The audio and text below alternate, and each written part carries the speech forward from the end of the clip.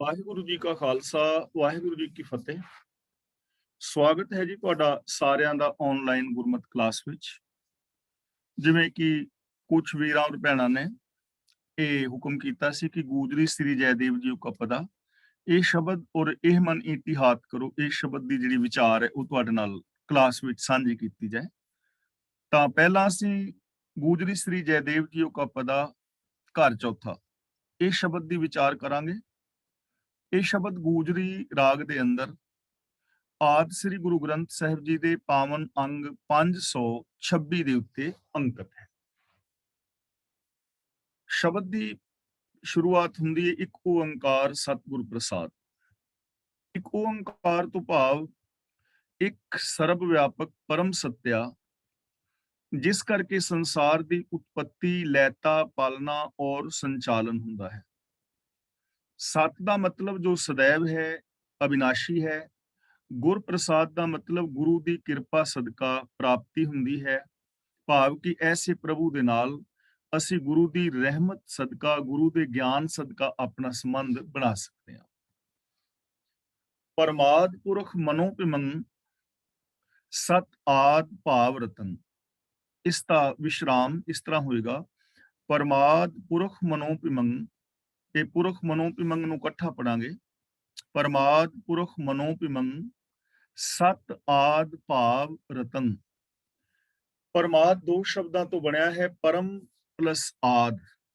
ਪਰਮ ਦਾ ਮਤਲਬ ਸਭ ਤੋਂ ਉੱਚਾ, ਸਭ ਤੋਂ ਵੱਡਾ, ਤੇ ਆਦ ਦਾ ਮਤਲਬ ਹੈ ਸਭ ਦਾ ਮੁੱਢ। ਪੁਰਖ ਮਨੋਪਿਮੰ ਦਾ ਸੰਧੀ ਵਿਛੇਦ ਜਦੋਂ ਅਸੀਂ ਕਰਾਂਗੇ ਤਾਂ ਇਸ ਦਾ ਸੰਧੀ ਵਿਛੇਦ ਹੋਏਗਾ ਪੁਰਖੰ ਅਨੋਪਿਮੰ। ਪੁਰਖ ਦਾ ਮਤਲਬ ਹੈ ਸਰਬ ਵਿਆਪਕ, ਜੋ ਸਾਰਿਆਂ ਥਾਵਾਂ ਤੇ ਰਮਿਆ ਹੋਇਆ ਹੈ, ਤੇ ਅਨੁਪਮੰ ਦਾ ਮਤਲਬ ਹੈ ਅਨਉਪਮਾ, ਜਿਸ ਦੀ ਉਪਮਾ ਕਿਸੇ ਹੋਰ ਨੂੰ ਨਾ ਦਿੱਤੀ ਜਾ ਸਕੇ, ਜਿਸ ਵਰਗਾ ਕੋਈ ਹੋਰ ਨਹੀਂ ਹੈ। ਪੁਰਖ ਮਨੋਪਿਮੰ ਦਾ ਮਤਲਬ ਜੋ ਸੰਸਾਰ ਦੇ ਕਣ ਕਣ ਵਿੱਚ ਰਮਿਆ ਹੈ ਔਰ ਜਿਸ ਵਰਗਾ ਕੋਈ ਹੋਰ ਨਹੀਂ ਹੈ। ਸਤ ਦਾ ਮਤਲਬ ਸਦਾ ਸਥਿਰ ਰਹਿਣ ਵਾਲਾ। ਆਦ ਦਾ ਮਤਲਬ ਇੱਥੇ ਸ਼ੁਰੂਆਤ ਨਹੀਂ ਹੈ, ਇੱਥੇ ਆਦ ਦਾ ਮਤਲਬ ਹੈ ਆਦਿਕ। ਜਿਵੇਂ ਹਿੰਦੀ ਵਿੱਚ ਆਦਿ ਕਿਹਾ ਜਾਂਦਾ ਹੈ, ਜਿਵੇਂ ਅਸੀਂ ਆਦਿਕ ਪੰਜਾਬੀ ਵਿੱਚ ਕਹਿੰਦੇ ਆ ਵੀ ਸਤ ਸੰਤੋਖ ਆਦਿਕ, ਇੱਥੇ ਆਦ ਦਾ ਮਤਲਬ ਹੈ ਆਦਿਕ, ਸਤ ਸਚਾਈ ਆਦਿਕ। ਭਾਵ ਦਾ ਮਤਲਬ ਗੁਣ, ਭਾਵ ਰਤਨ ਦਾ ਮਤਲਬ ਜਿਸ ਵਿੱਚ ਸਥਿਰਤਾ ਆਦਿਕ ਗੁਣ ਮੌਜੂਦ ਨੇ। ਤਾਂ ਇਸ ਦਾ ਉਚਾਰਨ ਹੋਏਗਾ ਪਰਮਾਦ ਪੁਰਖ ਮਨੋਪਿਮੰ ਸਤ ਆਦ ਭਾਵ ਰਤਨ, ਜਿਸ ਦਾ ਸਾਰੀ ਪੰਕਤੀ ਦਾ ਅਰਥ ਹੈ ਉਹ ਪ੍ਰਭੂ ਸਭ ਤੋਂ ਉੱਚੀ ਹਸਤੀ ਹੈ। ਪਰਮਾਦ ਪਰਮ ਆਦ ਸਭ ਤੋਂ ਉੱਚੀ ਹਸਤੀ ਹੈ, ਸਭ ਦਾ ਮੂਲ ਹੈ, ਸਭ ਵਿੱਚ ਵਿਆਪਕ ਹੈ, ਉਸ ਵਰਗਾ ਹੋਰ ਕੋਈ ਨਹੀਂ, ਤੇ ਉਸ ਵਿੱਚ ਸਥਿਰਤਾ ਆਦਿਕ ਸਾਰੇ ਗੁਣ ਮੌਜੂਦ ਨੇ। ਯਾਨੀ ਪ੍ਰਭੂ ਸਭ ਤੋਂ ਵੱਡਾ ਹੈ, ਸਾਰਿਆਂ ਦਾ ਮੁੱਢ ਮੂਲ। ਆਦ ਦਾ ਮਤਲਬ ਮੁੱਢ ਮੂਲ, ਹਰ ਚੀਜ਼ ਦਾ ਮੁੱਢ ਮੂਲ ਰੱਬ ਹੈ। ਧਰਤੀ, ਆਕਾਸ਼, ਖੰਡ, ਮੰਡਲ, ਬ੍ਰਹਿਮੰਡ, ਗ੍ਰਹਿ, ਨਕਸ਼ਤਰ, ਤਾਰੇ, ਸਿਆਰੇ, ਸਿਤਾਰੇ, ਜ਼ਮੀਨ ਆਦਿਕ, ਮਨੁੱਖ ਮਾਤਰ, ਪਸ਼ੂ ਪੰਛੀ, ਜੋ ਵੀ ਅਦਿਸਤਾ ਜਗਤ ਹੈ ਨਾ, ਉਹਦਾ ਮੂਲ ਮੁੱਢ ਰੱਬ ਹੈ। ਤਾਂ ਜੇ ਮੁੱਢ ਰੱਬ ਹੈ ਨਾ, ਇਹ ਚੀਜ਼ ਸਮਝਣ ਵਾਲੀ ਹੈ। ਮੰਨ ਲਓ ਮੁੱਢ ਮੂਲ ਰੱਬ ਹੈ, ਬੀਜ ਰੱਬ ਹੈ, ਉਹਦੇ ਤੋਂ ਇਹ ਸੰਸਾਰ ਪੈਦਾ ਹੋਇਆ ਹੈ, ਤਾਂ ਇਹਦਾ ਮਤਲਬ ਇਹ ਸੰਸਾਰ ਉਹਦੇ ਤੋਂ ਵੱਖਰਾ ਨਹੀਂ ਹੈ, ਉਹਦੇ ਨਾਲ ਮਿਲਿਆ ਹੋਇਆ ਹੈ, ਇੱਕ ਮਿੱਕੀ ਹੈ। ਅਸੀਂ ਇਸ ਚੀਜ਼ ਨੂੰ ਐਵੇਂ ਸਮਝ ਸਕਦੇ ਹਾਂ ਕਿ ਜੇ ਰੱਬ ਨੂੰ ਸਮੁੰਦਰ ਮੰਨੀਏ ਤਾਂ ਅਸੀਂ ਸਾਰੇ ਉਹਦੀਆਂ ਲਹਿਰਾਂ ਬੁਲਬੁਲੇ ਹਾਂ, ਉਹਦੇ ਤੋਂ ਵੱਖਰੇ ਨਹੀਂ ਹਾਂ। ਜੇ ਰੱਬ ਨੂੰ ਇੱਕ ਵਰਕਸ਼ ਮੰਨੀਏ, ਦਰਖਤ, ਤਾਂ ਫਿਰ ਅਸੀਂ ਸਾਰੇ ਜੀਵ ਜੰਤ ਉਹਦੇ ਤਣੇ, ਉਹਦੇ ਟਹਿਣੇ, ਟਹਿਣੀਆਂ, ਫੁੱਲ ਔਰ ਪੱਤੀਆਂ ਆਦਿਕ ਹਾਂ, ਉਹਦੇ ਨਾਲੋਂ ਵੱਖਰੇ ਨਹੀਂ ਹਾਂ। ਇਹਦਾ ਮਤਲਬ ਪਰਮ ਆਦ, ਸਭ ਤੋਂ ਵੱਡਾ, ਸਾਰਿਆਂ ਦਾ ਮੁੱਢ ਮੂਲ। ਪੁਰਖ ਮਨੋਪਿਮੰ ਸਰਬ ਵਿਆਪਕ, ਕਣ ਕਣ ਦੇ ਅੰਦਰ ਸਮਾਇਆ ਹੋਇਆ, ਉਹ ਵੱਖਰਾ ਨਹੀਂ ਕਿਤੇ ਵੀ, ਤੇ ਉਹਦੀ ਉਪਮਾ ਕਿਸੇ ਹੋਰ ਨੂੰ ਨਹੀਂ ਦਿੱਤੀ ਜਾ ਸਕਦੀ, ਕੋਈ ਹੋਰ ਉਹਦੇ ਵਰਗਾ ਨਹੀਂ ਹੈ। ਸਚਾਈ ਆਦਿਕ ਗੁਣ ਉਹਦੇ ਵਿੱਚ ਮੌਜੂਦ ਨੇ। ਸਤ ਦਾ ਮਤਲਬ ਸਦਾ ਸਥਿਰਤਾ, ਸਦਾ ਰਹਿਣ ਵਾਲਾ ਹੈ, ਕਦੇ ਉਹਦਾ ਵਿਨਾਸ਼ ਨਹੀਂ ਹੋਣਾ। ਪਰਮਤ ਉਤੰਗ ਪਰਕ੍ਰਿਤ ਪਰੰਗ, ਇਸ ਦਾ ਵਿਸਰਾਮ ਪਰੰਗ ਤੇ ਜਾ ਕੇ ਲੱਗੇਗਾ। ਦੁਬਾਰਾ ਫਿਰ ਸਰਵਣ ਕਰ ਲਓ। ਪਰਮਦ ਉਤੰਗ ਪਰਕ੍ਰਿਤ ਪਰੰਗ, ਇਹਨੂੰ ਪਰ ਕਿਰਤ ਨਹੀਂ ਪੜਨਾ, ਕੱਕੇ ਦੇ ਪੈਰ ਥੱਲੇ ਅੱਧਾ ਰਾਰਾ ਹੈ, ਕ੍ਰਿਤ। ਪਰਮਦ ਉਤੰਗ ਪਰਕ੍ਰਿਤ ਪਰੰਗ, ਇੱਥੇ ਵਿਸਰਾਮ ਲਗਾਵਾਂਗੇ। ਜਦ ਚਿੰਤ ਸਰਬਗਤੰ, ਜਦ ਚਿੰਤ ਸਰਬਗਤੰ। ਹੁਣ ਪਰਮਦ ਉਤੰਗ ਦੋ ਸ਼ਬਦ ਇਹਦੇ ਵਿੱਚੋਂ ਨਿਕਲਣਗੇ, ਪਰੰਗ ਅਦਭੁਤ। ਅਦਭੁਤ ਦਾ ਮਤਲਬ ਅਸ਼ਚਰਜ, ਵੰਡਰਫੁਲ। ਪਰਮ ਦਾ ਮਤਲਬ ਬਹੁਤ, ਕਿ ਰੱਬ ਬਹੁਤ ਅਸ਼ਚਰਜ ਹੈ। ਪਰਕ੍ਰਿਤ, ਪਰਕ੍ਰਿਤ ਦਾ ਮਤਲਬ ਪ੍ਰਕ੍ਰਿਤ, ਪ੍ਰਕ੍ਰਿਤ ਦਾ ਮਤਲਬ ਮਾਇਆ, ਪਰੰਗ ਦਾ ਮਤਲਬ ਪਰੇ। ਪਰਕ੍ਰਿਤ ਪਰੰਗ ਦਾ ਮਤਲਬ ਮਾਇਆ ਤੋਂ ਪਰੇ ਹੈ ਉਹ, ਉਹਦੇ ਤੇ ਮਾਇਆ ਦਾ ਲੇਪ ਨਹੀਂ, ਨਿਰਲੇਪ ਹੈ। ਜਦ ਚਿੰਤ, ਹੁਣ ਜਦ ਚਿੰਤ ਜਿਹੜਾ ਹੈ ਨਾ, ਜਦੋਂ ਇਹਦਾ ਸੰਧੀ ਵਿਛੇਦ ਕਰਾਂਗੇ ਤਾਂ ਦੋ ਸ਼ਬਦ ਬਣਨਗੇ, ਜਦ ਪਲੱਸ ਅਚਿੰਤ। ਅਚਿੰਤ ਦਾ ਮਤਲਬ ਜਿਸ ਦਾ ਮੁਕੰਮਲ ਸਰੂਪ ਸੋਚ ਮੰਡਲ ਵਿੱਚ ਨਹੀਂ ਆ ਸਕਦਾ, ਸਾਡੇ ਚਿੰਤਨ ਵਿੱਚ ਨਹੀਂ ਆ ਸਕਦਾ, ਉਹਦਾ ਅੰਤ ਨਹੀਂ ਪਾਇਆ ਜਾ ਸਕਦਾ। ਜਦ ਦਾ ਮਤਲਬ ਜੋ, ਸਰਬ ਦਾ ਮਤਲਬ ਸਭ ਥਾਵਾਂ ਤੇ, ਗਤੰਗ ਦਾ ਮਤਲਬ ਹੈ ਪਹੁੰਚ, ਗਤੰਗ ਦਾ ਮਤਲਬ पहुंच। उच्चारण और विश्राम दोबारा सुन लो। परमद उतंग परकृत परंग जद चिंत सर्वगतंग। ते इस सारी पंक्ति का अर्थ ये है, वो बहुत ही आश्चर्य है। परमद उतंग का मतलब बहुत आश्चर्य है, वंडरफुल, हैरान कर देने वाला है। परकृत परंग का मतलब माया तो परे है, ਉਹਦੇ ਉੱਤੇ ਮਾਇਆ ਦਾ ਯਾਨੀ ਆ ਜਿਹੜੇ ਵਿਕਾਰ ਨੇ ਇਹਨਾਂ ਦਾ ਕੋਈ ਲੇਪਨ ਨਹੀਂ, ਉਹਨਾਂ ਤੇ ਅਲੇਪ ਹੈ, ਇਹਦੇ ਵਿੱਚ ਮਾਇਆ ਦੇ ਗੁਣਾਂ ਦੇ ਅੰਦਰ ਫਸਿਆ ਹੋਇਆ ਨਹੀਂ ਹੈ। ਜਦ ਚਿੰਤ, ਉਹਦਾ ਮੁਕੰਮਲ ਸਰੂਪ ਸਾਡੇ ਸੋਚ ਮੰਡਲ ਵਿੱਚ ਨਹੀਂ ਆ ਸਕਦਾ, ਕਲਪਨਾ ਵੀ ਨਹੀਂ ਕੀਤੀ ਜਾ ਸਕਦੀ ਕਿ ਉਹ ਇੱਥੋਂ ਸ਼ੁਰੂ ਹੁੰਦਾ ਹੈ ਤੇ ਇੱਥੇ ਜਾ ਕੇ ਖਤਮ ਹੋ ਜਾਂਦਾ ਹੈ। ਜੇ ਕੋਈ ਇਸ ਯੂਨੀਵਰਸ ਨੂੰ ਵੇਖਣਾ ਚਾਹੇ, ਕੋਈ ਕਹਿਣਾ ਚਾਹੇ ਕਿ ਇਹ ਕਿੱਥੋਂ ਸ਼ੁਰੂ ਹੁੰਦਾ ਹੈ ਕਿੱਥੇ ਖਤਮ ਹੁੰਦਾ ਹੈ, ਤਾਂ ਕੀ ਕਹੋਗੇ? ਕੁਝ ਵੀ ਨਹੀਂ ਕਿਹਾ ਜਾ ਸਕਦਾ ਨਾ, ਕਿਉਂਕਿ ਆਦ ਅੰਤ ਹੈ ਨਹੀਂ।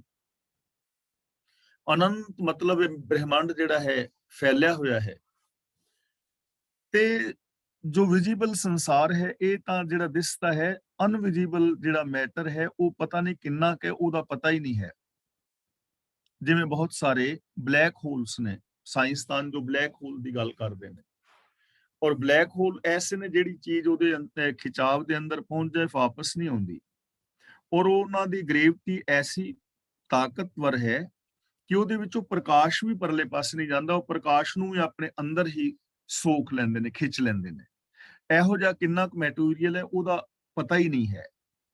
ਤਾਂ ਪਰਮਦ ਉਤੰਗ ਪਰਕ੍ਰਿਤ ਜਦ ਚਿੰਤ, ਜਿਹੜਾ ਅਚਿੰਤ ਹੈ ਯਾਨੀ ਸਾਡੇ ਸੋਚ ਮੰਡਲ ਵਿੱਚ ਨਹੀਂ ਆ ਸਕਦਾ, ਉਹਦਾ ਅੰਤ ਨਹੀਂ ਪਾਇਆ ਜਾ ਸਕਦਾ।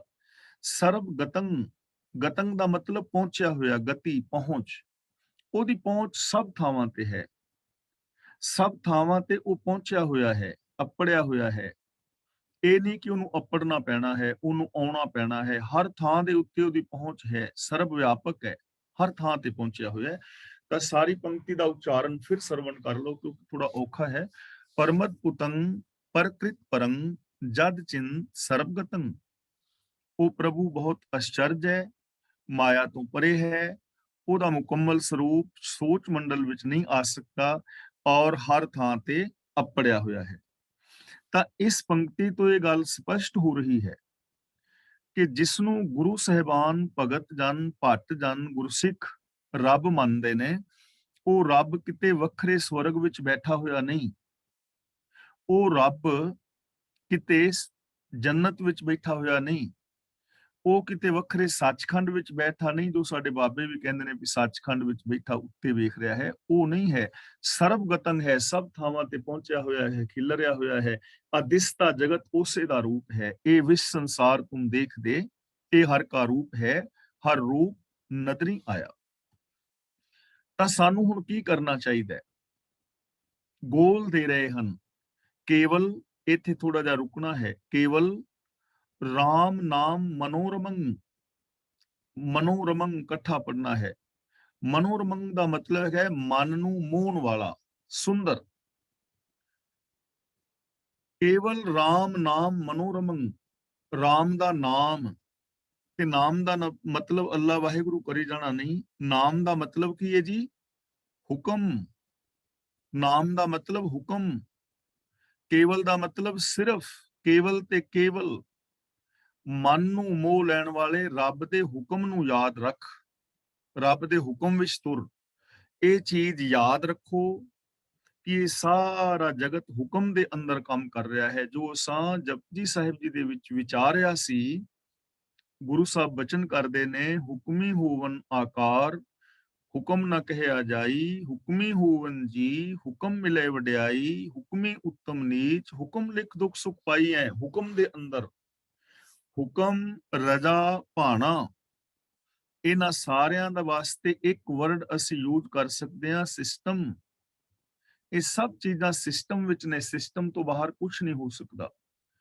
ਕੋਈ ਵੱਡੇ ਤੋਂ ਵੱਡਾ ਬਾਬਾ, ਕੋਈ ਜੋਤਸ਼ੀ, ਕੋਈ ਜੰਤਰ ਮੰਤਰ ਵਾਲਾ, ਕੋਈ ਦੇਵੀ, ਕੋਈ ਦੇਵਤਾ, ਕੋਈ ਸਾਇੰਟਿਸਟ, ਕੋਈ ਰਾਜਾ, ਕੋਈ ਬਾਦਸ਼ਾਹ ਸਿਸਟਮ ਤੋਂ ਬਾਹਰ ਕੁਝ ਨਹੀਂ ਕਰ ਸਕਦਾ। ਸਿਸਟਮ ਨੂੰ ਸਮਝ ਕੇ ਸਿਸਟਮ ਦੇ ਅੰਦਰ ਬਹੁਤ ਕੁਝ ਕੀਤਾ ਜਾ ਸਕਦਾ ਹੈ। ਜੋ ਵਿਗਿਆਨਿਕ ਲੋਕਾਂ ਨੇ, ਡਾਕਟਰ ਲੋਕਾਂ ਨੇ ਸਿਸਟਮ ਨੂੰ ਸਮਝਿਆ ਹੈ, ਸਿਸਟਮ ਨੂੰ ਸਮਝ ਕੇ ਕਿਹੜੀਆਂ ਵੱਡੀਆਂ ਵੱਡੀਆਂ ਖੋਜਾਂ ਕੀਤੀਆਂ ਨੇ, ਸਹੂਲਤਾਂ ਪੈਦਾ ਕੀਤੀਆਂ ਨੇ। ਅੱਗੇ ਹੋਰ ਵੱਡੀਆਂ ਵੱਡੀਆਂ ਖੋਜਾਂ ਹੋ ਰਹੀਆਂ ਨੇ ਔਰ ਹੋਣਗੀਆਂ, ਹੁੰਦੀਆਂ ਰਹਿਣਗੀਆਂ, ਕਿਉਂਕਿ ਸਿਸਟਮ ਅਨੰਤ ਹੈ। ਇਸ ਲਈ ਗੁਰੂ ਸਾਹਿਬ ਜੀ ਕਹਿ ਰਹੇ ਨੇ ਕਿ ਸਿਰਫ ਰੱਬੀ ਰਜਾ ਦੇ ਵਿੱਚ ਤੁਰੋ। ਜੋ ਮਨ ਨੂੰ ਮੋਹ ਲੈਣ ਵਾਲਾ ਪ੍ਰਭੂ ਹੈ, ਉਹਦੇ ਹੁਕਮ ਵਿੱਚ, ਰਜਾ ਦੇ ਵਿੱਚ, ਭਾਣੇ ਦੇ ਅੰਦਰ, ਲਾ ਆਫ ਨੇਚਰ ਨੂੰ ਸਮਝੋ, ਹੁਕਮ ਦੇ ਅੰਦਰ ਤੁਰੋ, ਤਾਂ ਹੀ ਜ਼ਿੰਦਗੀ ਸਫਲ ਹੋਵੇਗੀ। ਆ ਜਿੰਨੇ ਵੀ ਕਰਮਕਾਂਡ, ਵਰਤਨ, ਰਾਤੇ, ਸਰਾਧ, ਵਿਖਾਵੇ ਦੀਆਂ ਸਮਾਧੀਆਂ, ਦਸਮ ਦੁਆਰ ਵਿੱਚ ਪ੍ਰਾਨ ਚੜਾਣੇ, ਭੋਰਿਆਂ ਦੇ ਵਿੱਚ ਵੜਨਾ, ਇਹਨਾਂ ਸਾਰੇ ਕੰਮਾਂ ਨੂੰ ਭੁੱਲ ਜਾਓ, ਛੱਡ ਦਿਓ, ਰੱਬੀ ਰਜਾ ਦੇ ਵਿੱਚ ਤੁਰੋ। ਬਦ ਅੰਮ੍ਰਿਤ ਤਤ ਮਯੰ, ਬਦ ਅੰਮ੍ਰਿਤ, ਅੰਮ੍ਰਿਤ ਤੇ ਵਿਸ਼ਰਾਮ ਲਗਾਵਾਂਗੇ। ਤਤ ਮਯੰ, ਬਦ ਦਾ ਮਤਲਬ ਹੁੰਦਾ ਹੈ ਬੋਲਣਾ, ਬੋਲ। ਅੰਮ੍ਰਿਤ ਦਾ ਮਤਲਬ ਆਤਮਿਕ ਜੀਵਨ ਦੇਣ ਵਾਲਾ। ਤਤ ਮਯੰ ਦਾ ਮਤਲਬ ਤਤਮਈ, ਤਤ ਸਰੂਪ, ਅਸਲੀਅਤ ਦਾ ਜੋ ਰੂਪ ਹੈ, ਜੋ ਅੰਮ੍ਰਿਤ ਹੈ ਔਰ ਜੋ ਤਤਮਈ ਅਸਲੀਅਤ ਦਾ ਸਰੂਪ ਹੈ, ਉਹਦੇ ਹੁਕਮ ਦੀ ਗੱਲ ਕਰ।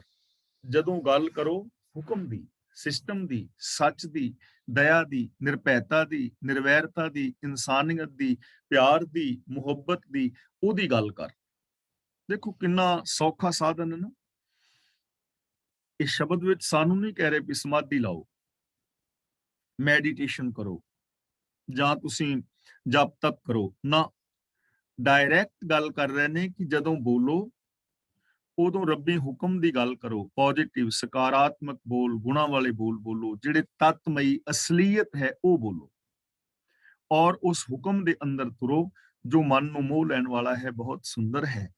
ਇਸ ਲਈ ਰੱਬੀ ਰਜਾ ਦੇ ਵਿੱਚ ਤੁਰਨਾ, ਮਨ ਬਚਨ ਕਰਮ ਕਰਕੇ ਰੱਬੀ ਗੁਣਾ ਦੇ ਧਾਰਨੀ ਹੋਣਾ, ਗੁਰਦੇਵ ਪਾਤਸ਼ਾਹ ਸਾਨੂੰ ਇਸ ਸ਼ਬਦ ਰਾਹੀਂ ਇਹ ਸੇਧ ਦੇ ਰਹੇ ਨੇ।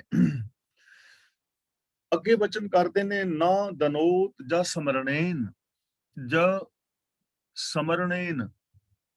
ਹੁਣ ਇਹਨੂੰ ਉਚਾਰਨ ਲੱਗਿਆ ਥੋੜਾ ਜਿਹਾ ਧਿਆਨ ਰੱਖਣਾ ਹੈ। ਜਿਵੇਂ ਮੈਂ ਬੋਲਿਆ ਨਾ ਸਮਰਨੇਨ, ਹੁਣ ਨੇਨ ਬੋਲਿਆ ਜਾ ਰਿਹਾ ਹੈ, ਨੰਨਾ ਬੋਲਿਆ ਜਾ ਰਿਹਾ ਹੈ। ਇਸ ਲਈ ਪਹਿਲਾ ਹੈ ਅਣਾਣਾ, ਦੂਜਾ ਹੈ ਨੰਨਾ।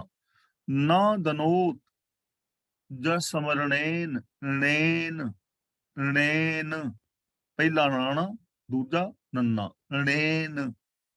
ਨਾ ਦਨੋਤ ਜਾਂ ਸਮਰਣੇਨ, ਇੱਥੇ ਵਿਸ਼ਰਾਮ। ਜਨਮ ਜਰਾਦ, ਇੱਥੇ ਵਿਸ਼ਰਾਮ। ਮਰਨ ਭਯੰ। ਨਾ ਦਨੋਤ, ਦਨੋਤ ਦਾ ਮਤਲਬ ਦੇਣਾ, ਦੁੱਖ ਦੇਣਾ। ਨਾ ਦਨੋਤ ਦਾ ਮਤਲਬ ਜੋ ਨਹੀਂ ਦਿੰਦਾ। ਜਸ ਸਮਰਣੇਨ ਦਾ ਮਤਲਬ ਜਿਸ ਦਾ ਸਿਮਰਨ, ਜਿਸ ਦੀ ਯਾਦ, ਜੇ ਉਹਨੂੰ ਯਾਦ ਰੱਖਿਆ ਜਾਏ। ਜਰਾਦ ਦਾ ਮਤਲਬ ਜਰਾ ਆਦ, ਆਦ ਦਾ ਮਤਲਬ ਬਿਮਾਰੀਆਂ, ਰੋਗ, ਮਾਨਸਿਕ ਰੋਗ ਜਿਹੜੇ ਨੇ। ਜਰਾ ਦਾ ਮਤਲਬ ਬੁਢੇਪਾ। ਜਰਾਦ ਸ਼ਬਦ ਦਾ ਸੰਧੀ ਵਿਛੇਦ ਕਰਾਂਗੇ, ਦੋ ਸ਼ਬਦ ਬਣਨਗੇ ਜਰ ਪਲਸ ਆਦ। ਜ਼ਰ ਦਾ ਮਤਲਬ ਬੁਢੇਪਾ, ਆਦ ਦਾ ਮਤਲਬ ਇੱਥੇ ਹੈ ਮਾਨਸਿਕ ਰੋਗ, ਜਿਵੇਂ ਡਿਪਰੈਸ਼ਨ ਹੈ, ਨਿਊਰੋਸਥੀਨੀਆ ਹੈ, ਫੋਬੀਆ ਹੈ, ਹੈਲੂਸੀਨੇਸ਼ਨ ਹੈ, ਹਿਸਟੀਰੀਆ ਹੈ, ਪਰਸਨੈਲਿਟੀ ਡਿਸਆਰਡਰਸ ਨੇ, ਕਿੰਨੇ ਸਾਰੇ ਮਾਨਸਿਕ ਰੋਗ ਨੇ, ਉਹਨਾਂ ਨੂੰ ਆਦ ਕਹਿੰਦੇ ਨੇ। ਮਰਨ ਦਾ ਮਤਲਬ ਮੌਤ, ਤੇ ਭਯੰਗ ਦਾ ਮਤਲਬ ਇੱਥੇ ਹੈ ਭੈ, ਡਰ। ਜਨਮ ਮਰਨ ਦਾ ਮਤਲਬ ਭਟਕਣਾ। ਨਾ ਦਨੋਤ ਜਸ ਮਰਣੇਨ ਜਨਮ ਜਰਾਧ ਮਰਨ ਭਯੰ। ਤੇ ਇਸ ਦਾ ਸਾਰਾ ਅਰਥ ਬਣੇਗਾ ਜਿਸ ਦੀ ਯਾਦ ਨਾਲ ਭਟਕਣਾ, ਪਸ਼ੂ ਬਿਰਤੀਆਂ, ਬੁਢੇਪਾ, ਚਿੰਤਾ, ਫਿਕਰ ਔਰ ਮੌਤ ਦਾ ਡਰ ਦੁੱਖ ਨਹੀਂ ਦਿੰਦਾ। ਯਾਨੀ ਇਹ ਦੁੱਖ ਬੰਦੇ ਦੀ ਜ਼ਿੰਦਗੀ ਵਿੱਚ ਨਹੀਂ ਰਹਿ ਦਿੰਦੇ। ਹੁਣ ਇੱਥੇ ਜਨਮ ਮਰਨ ਦਾ ਮਤਲਬ ਪਸ਼ੂ ਬਿਰਤੀਆਂ, ਇਸ ਜ਼ਿੰਦਗੀ ਦੇ ਵਿੱਚ ਅਸੀਂ ਕਿੰਨੀਆਂ ਜੂਨਾਂ ਵਿੱਚ ਪੈਂਦੇ ਆ, ਇਹ ਅਸੀਂ ਰੋਜ਼ ਵਿਚਾਰ ਕਰ ਰਹੇ ਹਾਂ। ਜਦੋਂ ਬੰਦਾ ਲੋਭ ਕਰਕੇ ਬੇਗਾਨਾ ਹੱਕ ਖਾਂਦਾ ਹੈ ਤਾਂ ਉਦੋਂ ਉਹਦੀ ਸੁਰਤ ਕੁੱਤੇ ਦੀ ਜੂਨ ਵਿੱਚ ਹੈ, ਉਹ ਬੰਦਾ ਨਹੀਂ ਰਹਿ ਗਿਆ। ਸਰੀਰ ਬੰਦੇ ਦਾ ਹੈ, ਬਿਰਤੀ ਪਸ਼ੂ ਵਾਲੀ ਹੋ ਗਈ, ਕਰਤੂਤ ਪਸ਼ੂ ਕੀ, ਮਾਨਸ ਜਾਤ। ਜਦੋਂ ਅਸੀਂ ਆਪਣੇ ਬੱਚਿਆਂ ਦੀ ਪਾਲਣਾ ਵਾਸਤੇ ਕਿਸੇ ਦੇ ਬੱਚਿਆਂ ਦਾ ਹੱਕ ਖਾਂਦੇ ਹਾਂ, ਉਦੋਂ ਬੰਦਾ ਸੂਰ ਦੀ ਜੂਨ ਵਿੱਚ ਹੁੰਦਾ, ਬੰਦਾ ਨਹੀਂ ਹੁੰਦਾ। ਜਦੋਂ ਬੰਦਾ ਫੂੰ ਫੂੰ ਕਰਕੇ ਸੱਪ ਦੀ ਤਰ੍ਹਾਂ ਵੱਢਣ ਪੈਂਦਾ, ਉਦੋਂ ਸੱਪ ਦੀ ਜੂਨ ਵਿੱਚ ਹੁੰਦਾ। ਤਾਂ ਗੁਰੂ ਪਾਤਸ਼ਾਹ ਜੀ ਸਾਨੂੰ ਸਮਝਾ ਰਹੇ ਹਨ ਕਿ ਜੇ ਰੱਬੀ ਗੁਣਾਂ ਨੂੰ ਯਾਦ ਵਿੱਚ ਵਸਾ ਲਿਆ ਜਾਏ, ਸਾਡੇ ਚਿੱਤ ਅੰਦਰ ਵਸ ਜਾਣ, ਸਾਡੀ ਸੁਰਤ ਵਿੱਚ ਵਸ ਜਾਣ, ਸਾਡੀ ਮੈਂਟੈਲਿਟੀ, ਸਾਡੀ ਸੋਚ ਦੇ ਅੰਦਰ ਦੇ ਰੱਬੀ ਗੁਣ ਵਸ ਜਾਣ, ਤਾਂ ਫਿਰ ਆ ਜੋ ਪਸ਼ੂ ਬਿਰਤੀਆਂ ਨੇ, ਜੋ ਮਾਨਸਿਕ ਰੋਗ ਨੇ, ਜੋ ਮੌਤ ਹੈ, ਇਹਨਾਂ ਦਾ ਫਿਰ ਡਰ ਨਹੀਂ ਰਹਿੰਦਾ, ਇਹ ਫਿਰ ਨੇੜੇ ਨਹੀਂ ਲੱਗਦੇ।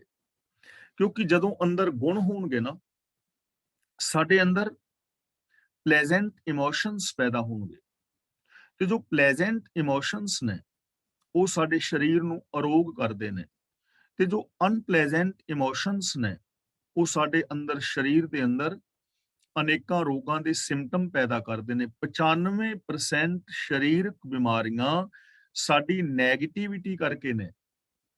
ਇਸ ਲਈ ਗੁਰਦੇਵ ਪਾਤਸ਼ਾਹ ਸਮਝਾ ਰਹੇ ਹਨ ਕਿ ਜੇ ਤੁਸੀਂ ਸੱਚ ਨੂੰ, ਰੱਬੀ ਗੁਣਾਂ ਨੂੰ ਆਪਣੀ ਸੁਰਤ ਵਿੱਚ ਵਸਾ ਲੋਗੇ ਤਾਂ ਮਾਨਸਿਕ ਰੋਗਾਂ ਦਾ ਡਰ ਖਤਮ ਹੋ ਜਾਏਗਾ, ਡਿਪਰੈਸ਼ਨ ਆਦਿਕ ਨਹੀਂ ਹੋਏਗਾ, ਮੌਤ ਦਾ ਡਰ ਨਹੀਂ ਰਹੇਗਾ, ਆਤਮਕ ਮੌਤ ਨਹੀਂ ਆਏਗੀ।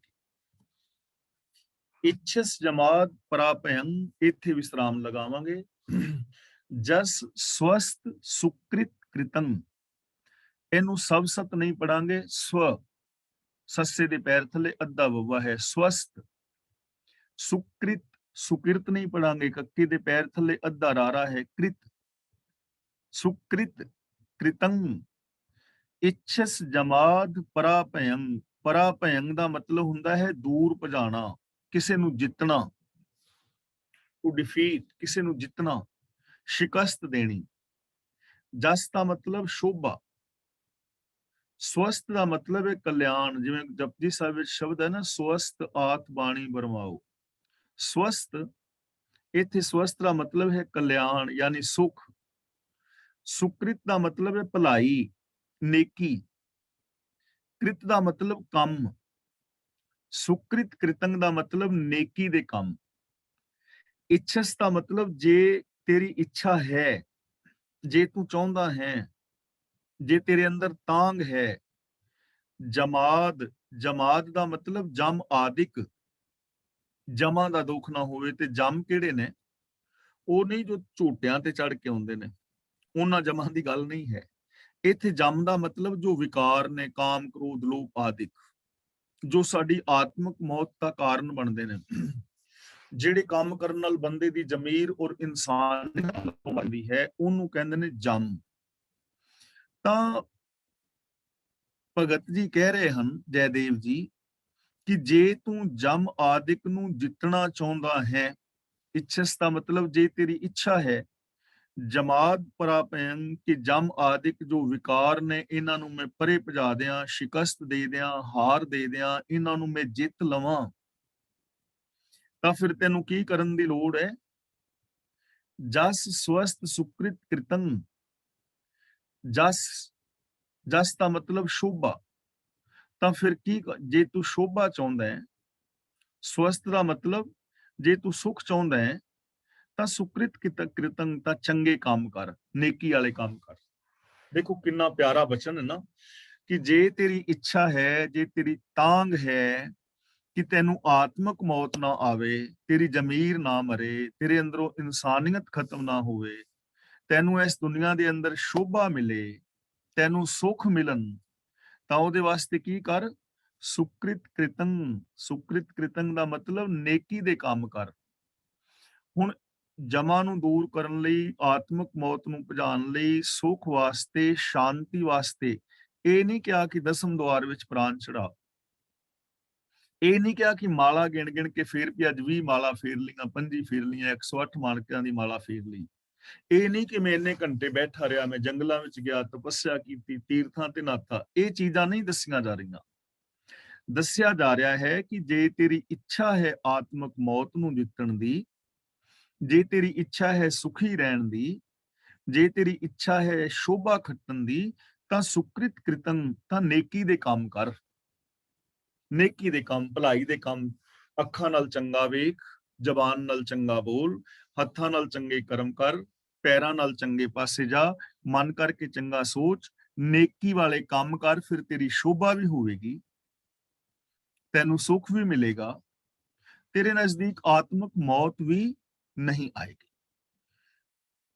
ਭਵ ਭੂਤ ਭਾਵ ਸਮਭਯੰ ਪਰਮੰ ਪ੍ਰਸੰਨ ਮਿਦੰ। ਇਸ ਦਾ ਵਿਸ਼ਰਾਮ ਹੋਏਗਾ। ਭਵ ਭੂਤ ਭਾਵ, ਇੱਥੇ ਥੋੜਾ ਜਿਹਾ ਰੁਕਾਂਗੇ। ਸਮਭਯੰ, ਇਹਨੂੰ ਸਮ ਬਿਅੰਗ ਨਹੀਂ ਪੜਾਂਗੇ, ਮੰਮੇ ਤੇ ਉੱਤੇ ਥੋੜਾ ਅਧਕ ਲਗਾ ਕੇ ਸਮਭਯੰ।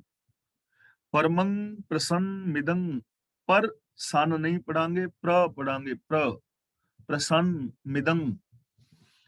ਭਵ ਭੂਤ ਭਾਵ, ਭਵ ਦਾ ਮਤਲਬ ਹੁਣ, ਜਿਹੜਾ ਸਮਾਂ ਚੱਲ ਰਿਹਾ ਹੈ, ਪ੍ਰੈਜ਼ੈਂਟ। ਭੂਤ ਦਾ ਮਤਲਬ ਗੁਜ਼ਰ ਚੁੱਕਿਆ ਸਮਾਂ, ਪਾਸਟ।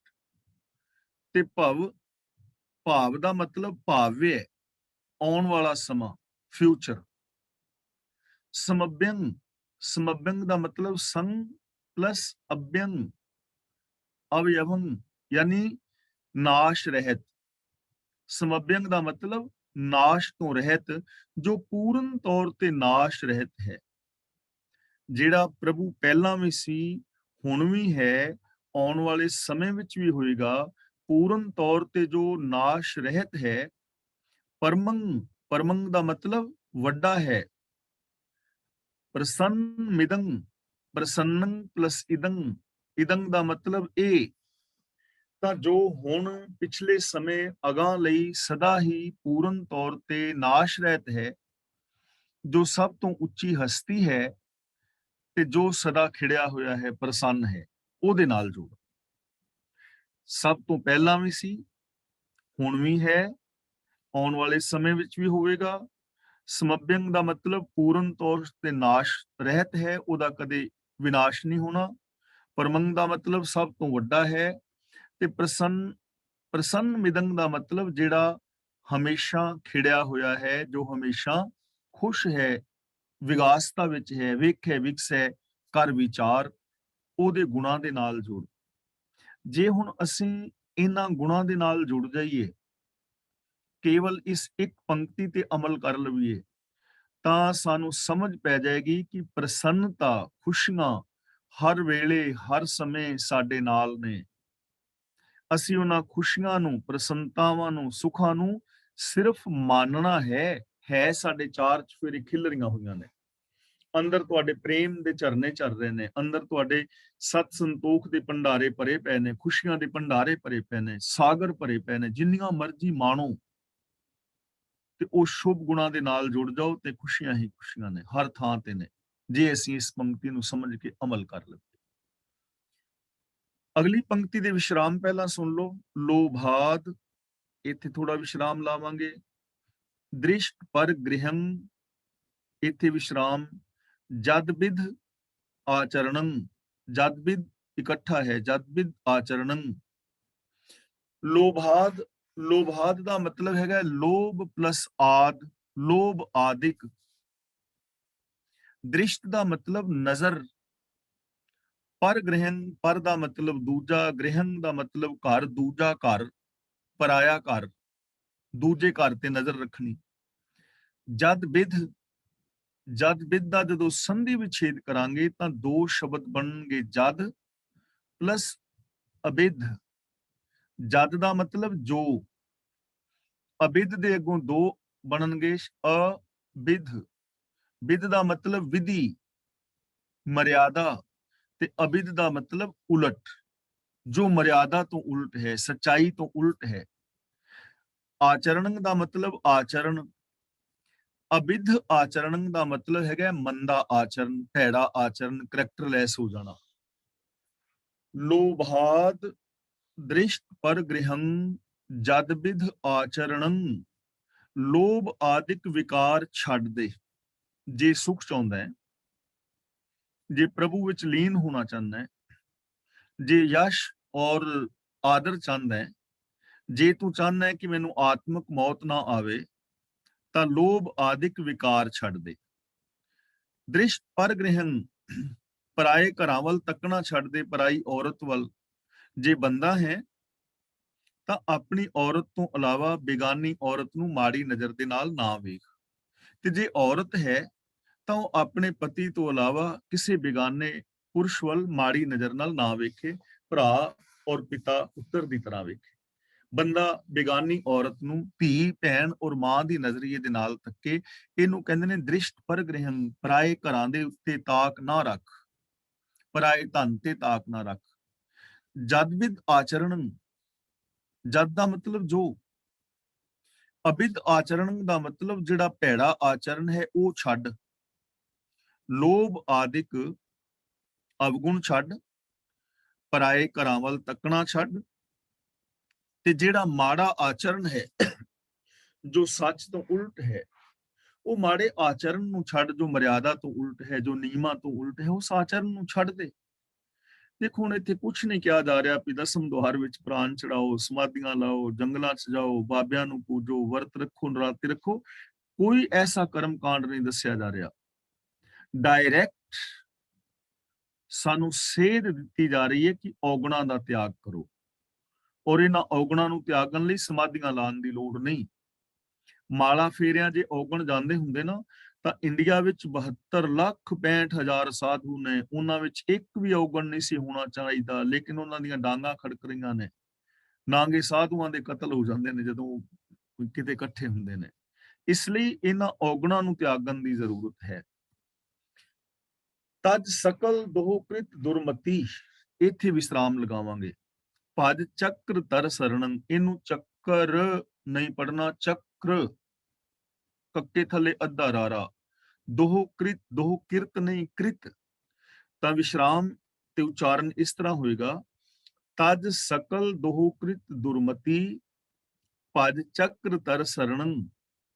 ਤਜ ਦਾ ਅਰਥ ਹੈ ਛੱਡ ਦੇ, ਸਕਲ ਦਾ ਮਤਲਬ ਸਾਰੇ, ਦੋਹ ਕ੍ਰਿਤ ਦਾ ਮਤਲਬ ਭੈੜੇ ਕੰਮ, ਦੁਰਮਤੀ ਦਾ ਮਤਲਬ ਭੈੜੀ ਮੱਤ, ਭੱਜ ਦਾ ਮਤਲਬ ਭੱਜ ਕੇ ਪੈਣਾ, ਗ੍ਰਹਿਣ ਕਰਨਾ, ਚੱਕਰਤਰ ਦਾ ਮਤਲਬ ਰੱਬ, ਸਰਣੰ ਦਾ ਮਤਲਬ ਸਰਣ। ਚੱਕਰਤਰ ਦਾ ਮਤਲਬ ਜਿਸ ਦੇ ਹੱਥ ਵਿੱਚ ਚੱਕਰ ਹੈ, ਸਾਰੀ ਸ਼ਕਤੀ ਹੈ। ਤਾਂ ਗੁਰੂ ਜੀ ਕਹਿੰਦੇ ਨੇ ਸਾਰੇ ਮੰਦੇ ਕੰਮ ਛੱਡ ਦੇ, ਖੋਟੀ ਮੱਤ ਤਿਆਗ ਦੇ, ਤੇ ਪ੍ਰਭੂ ਦੀ ਸ਼ਰਨ ਲੈ, ਰੱਬੀ ਗੁਣਾਂ ਦੀ ਸ਼ਰਨ ਲੈ, ਰੱਬੀ ਸਿਸਟਮ ਦੇ ਵਿੱਚ ਜਾ, ਜਿੰਨੇ ਵੀ ਮੰਦੇ ਕੰਮ ਨੇ ਛੱਡ ਦੇ। ਹੁਣ ਜੇ ਲੋਕ ਮੰਦੇ ਕੰਮ ਛੱਡ ਦੇਣ ਔਰ ਭੈੜੀ ਮੱਤ ਨੂੰ ਛੱਡ ਦੇਣ, ਤੇ ਜੇ ਰੱਬੀ ਗੁਣਾਂ ਦੀ ਸ਼ਰਨ ਵਿੱਚ ਚਲੇ ਜਾਣ, ਤਾਂ ਜੀਵਨ ਤਾਂ ਬੜਾ ਸੌਖਾ ਹੈ।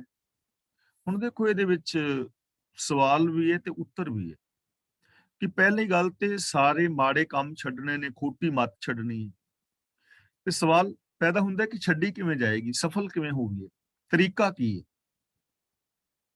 ਤਾਂ ਤਰੀਕਾ ਇਹ ਨਹੀਂ ਕਿ ਮਾਲਾ ਫੇਰੋ ਜਾਂ ਸਮਾਧੀ ਲਾਓ, ਇਹ ਕੋਈ ਤਰੀਕਾ ਨਹੀਂ। ਇਹ ਤਰੀਕਾ ਨਹੀਂ ਕਿ ਨਹਾਓ ਤੀਰਥਾਂ ਤੇ, ਪਵਿੱਤਰਤਾ ਅਪਣਾਓ। ਮੈਂ ਕੱਲ ਪਰਸੋਂ ਵੀ ਗੱਲ ਕੀਤੀ ਸੀ ਕਿ ਜੇ ਪਵਿੱਤਰਤਾ ਅਪਣਾਉਣ ਦੇ ਨਾਲ ਮਨ ਸਾਫ਼ ਹੁੰਦਾ ਨਾ, ਤਾਂ ਜਿਹੜਾ ਇਹ 1 ਸਾਲ ਬੀਤਿਆ ਹੈ, ਪਿਛਲੇ ਮਾਰਚ ਵਿੱਚ ਲੱਗਾ ਸੀ ਨਾ ਲੋਕਡਾਊਨ, ਤੇ ਹੁਣ ਅਪ੍ਰੈਲ ਆ ਗਿਆ ਹੈ, ਲੋਕਡਾਊਨ ਲਗਾਤਾਰ ਚੱਲ ਰਿਹਾ ਹੈ।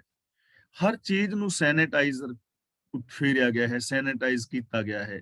ਗਲੀਆਂ ਵਿੱਚ, ਬਾਜ਼ਾਰਾਂ ਵਿੱਚ, ਦੁਕਾਨਾਂ ਤੇ, ਘਰਾਂ ਨੂੰ, ਕਾਰਾਂ ਨੂੰ, ਸ਼ੀਸ਼ਿਆਂ ਨੂੰ, ਹੱਥਾਂ ਨੂੰ, ਪੈਰਾਂ ਨੂੰ, ਕਿੰਨੀ ਸਫਾਈ, ਇੰਨੀ ਸਫਾਈ ਮੈਂ ਆਪਣੀ ਉਮਰ 'ਚ ਕਦੇ ਨਹੀਂ ਦੇਖੀ।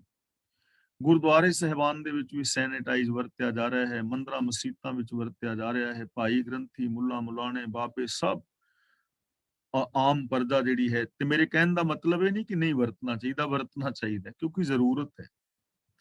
ਇੰਨੀ ਸਫਾਈ ਕਿ ਪਹਿਲਾਂ ਤੇ ਇਹ ਸੀ ਕਿ ਅਸੀਂ ਕਿਸੇ ਦੇ ਲੰਗਰ ਨੂੰ ਟੱਚ ਨਹੀਂ ਕਰਨਾ, ਕੋਈ ਸਾਡੇ ਲੰਗਰ ਨੂੰ ਟੱਚ ਕਰੇਗਾ ਤੇ ਅਪਵਿੱਤਰ ਹੋ ਜਾਏਗਾ। ਹੁਣ ਬੰਦਾ ਤੇ ਬੰਦੇ ਨੂੰ ਟੱਚ ਨਹੀਂ ਕਰਦਾ, ਆਪਣੇ ਵੀ ਹੱਥ ਕਿਹਾ ਜਾ ਰਿਹਾ ਵੀ ਅੱਖਾਂ ਨੂੰ ਨਹੀਂ ਲਾਣੇ, ਕੰਨਾਂ ਨੂੰ ਨਹੀਂ ਲਾਣੇ, ਨੱਕ 'ਚ ਨਾਸਾਂ 'ਚ ਉਂਗਲਾਂ ਨਹੀਂ ਮਾਰਨੀਆਂ। ਅੱਖਾਂ ਨੂੰ ਹੱਥ ਲਾਉਣ ਤੋਂ ਪਹਿਲਾਂ ਧੋਵੋ, ਘੱਟ ਤੋਂ ਘੱਟ 20 ਸੈਕਿੰਡ ਪਾਣੀ ਥੱਲੇ ਰੱਖੋ। ਬੰਦਾ ਆਪਣੇ ਹੀ ਹੱਥ ਆਪਣੇ ਅੰਗਾਂ ਨੂੰ ਲਾਉਣ ਤੋਂ ਡਰਿਆ ਹੋਇਆ ਹੈ।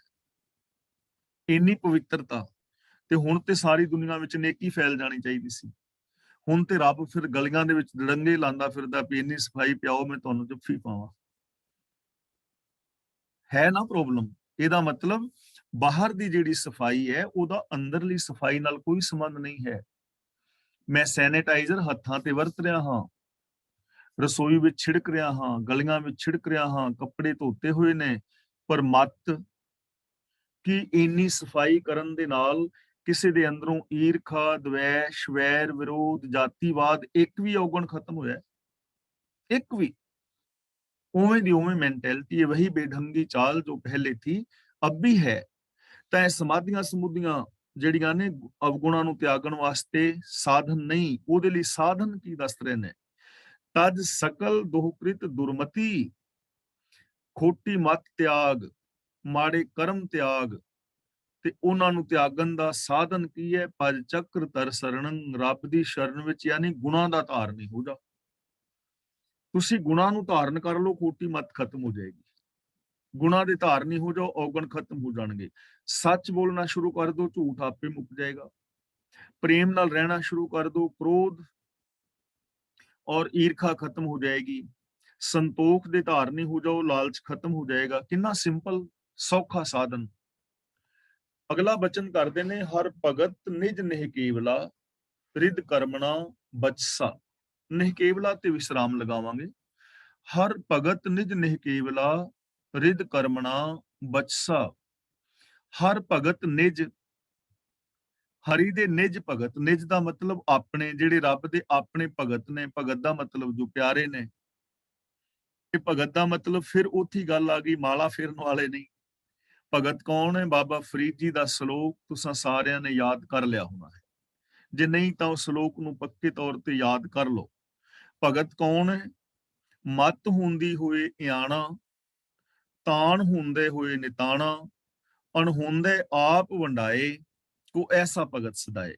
ਜਿਹੜਾ ਅਕਲ ਹੁੰਦਿਆਂ ਅਕਲ ਦੀ ਗਲਤ ਵਰਤੋਂ ਨਹੀਂ ਕਰਦਾ, ਕਿਸੇ ਨੂੰ ਇਮੋਸ਼ਨਲ ਬਲੈਕਮੇਲ ਨਹੀਂ ਕਰਦਾ, ਜਿਹੜਾ ਤਾਕਤ ਹੁੰਦਿਆਂ ਨਿਮਾਣਿਆਂ ਨਿਤਾਣਿਆਂ ਦੇ ਉੱਤੇ ਜ਼ਬਰਦਸਤੀ ਨਹੀਂ ਕਰਦਾ, ਤਾਕਤ ਦੀ ਗਲਤ ਵਰਤੋਂ ਨਹੀਂ ਕਰਦਾ, ਜੋ ਅਣਹੋਂਦ ਦੇ ਅੰਦਰ ਵੀ ਵੰਡ ਕੇ ਛਕਦਾ ਹੈ। ਆਪਣੇ ਕੋਲ ਕੁਛ ਨਹੀਂ, ਲੇਕਿਨ ਜੇ ਕੋਈ ਲੋੜਵੰਦ ਆ ਗਿਆ ਤੇ ਵੰਡ ਕੇ ਛਕਿਆ, ਇਹੋ ਜਿਹੇ ਬੰਦੇ ਨੂੰ ਭਗਤ ਕਹਿੰਦੇ ਨੇ, ਗੁਣਾਂ ਦੇ ਧਾਰਨੀ ਨੂੰ।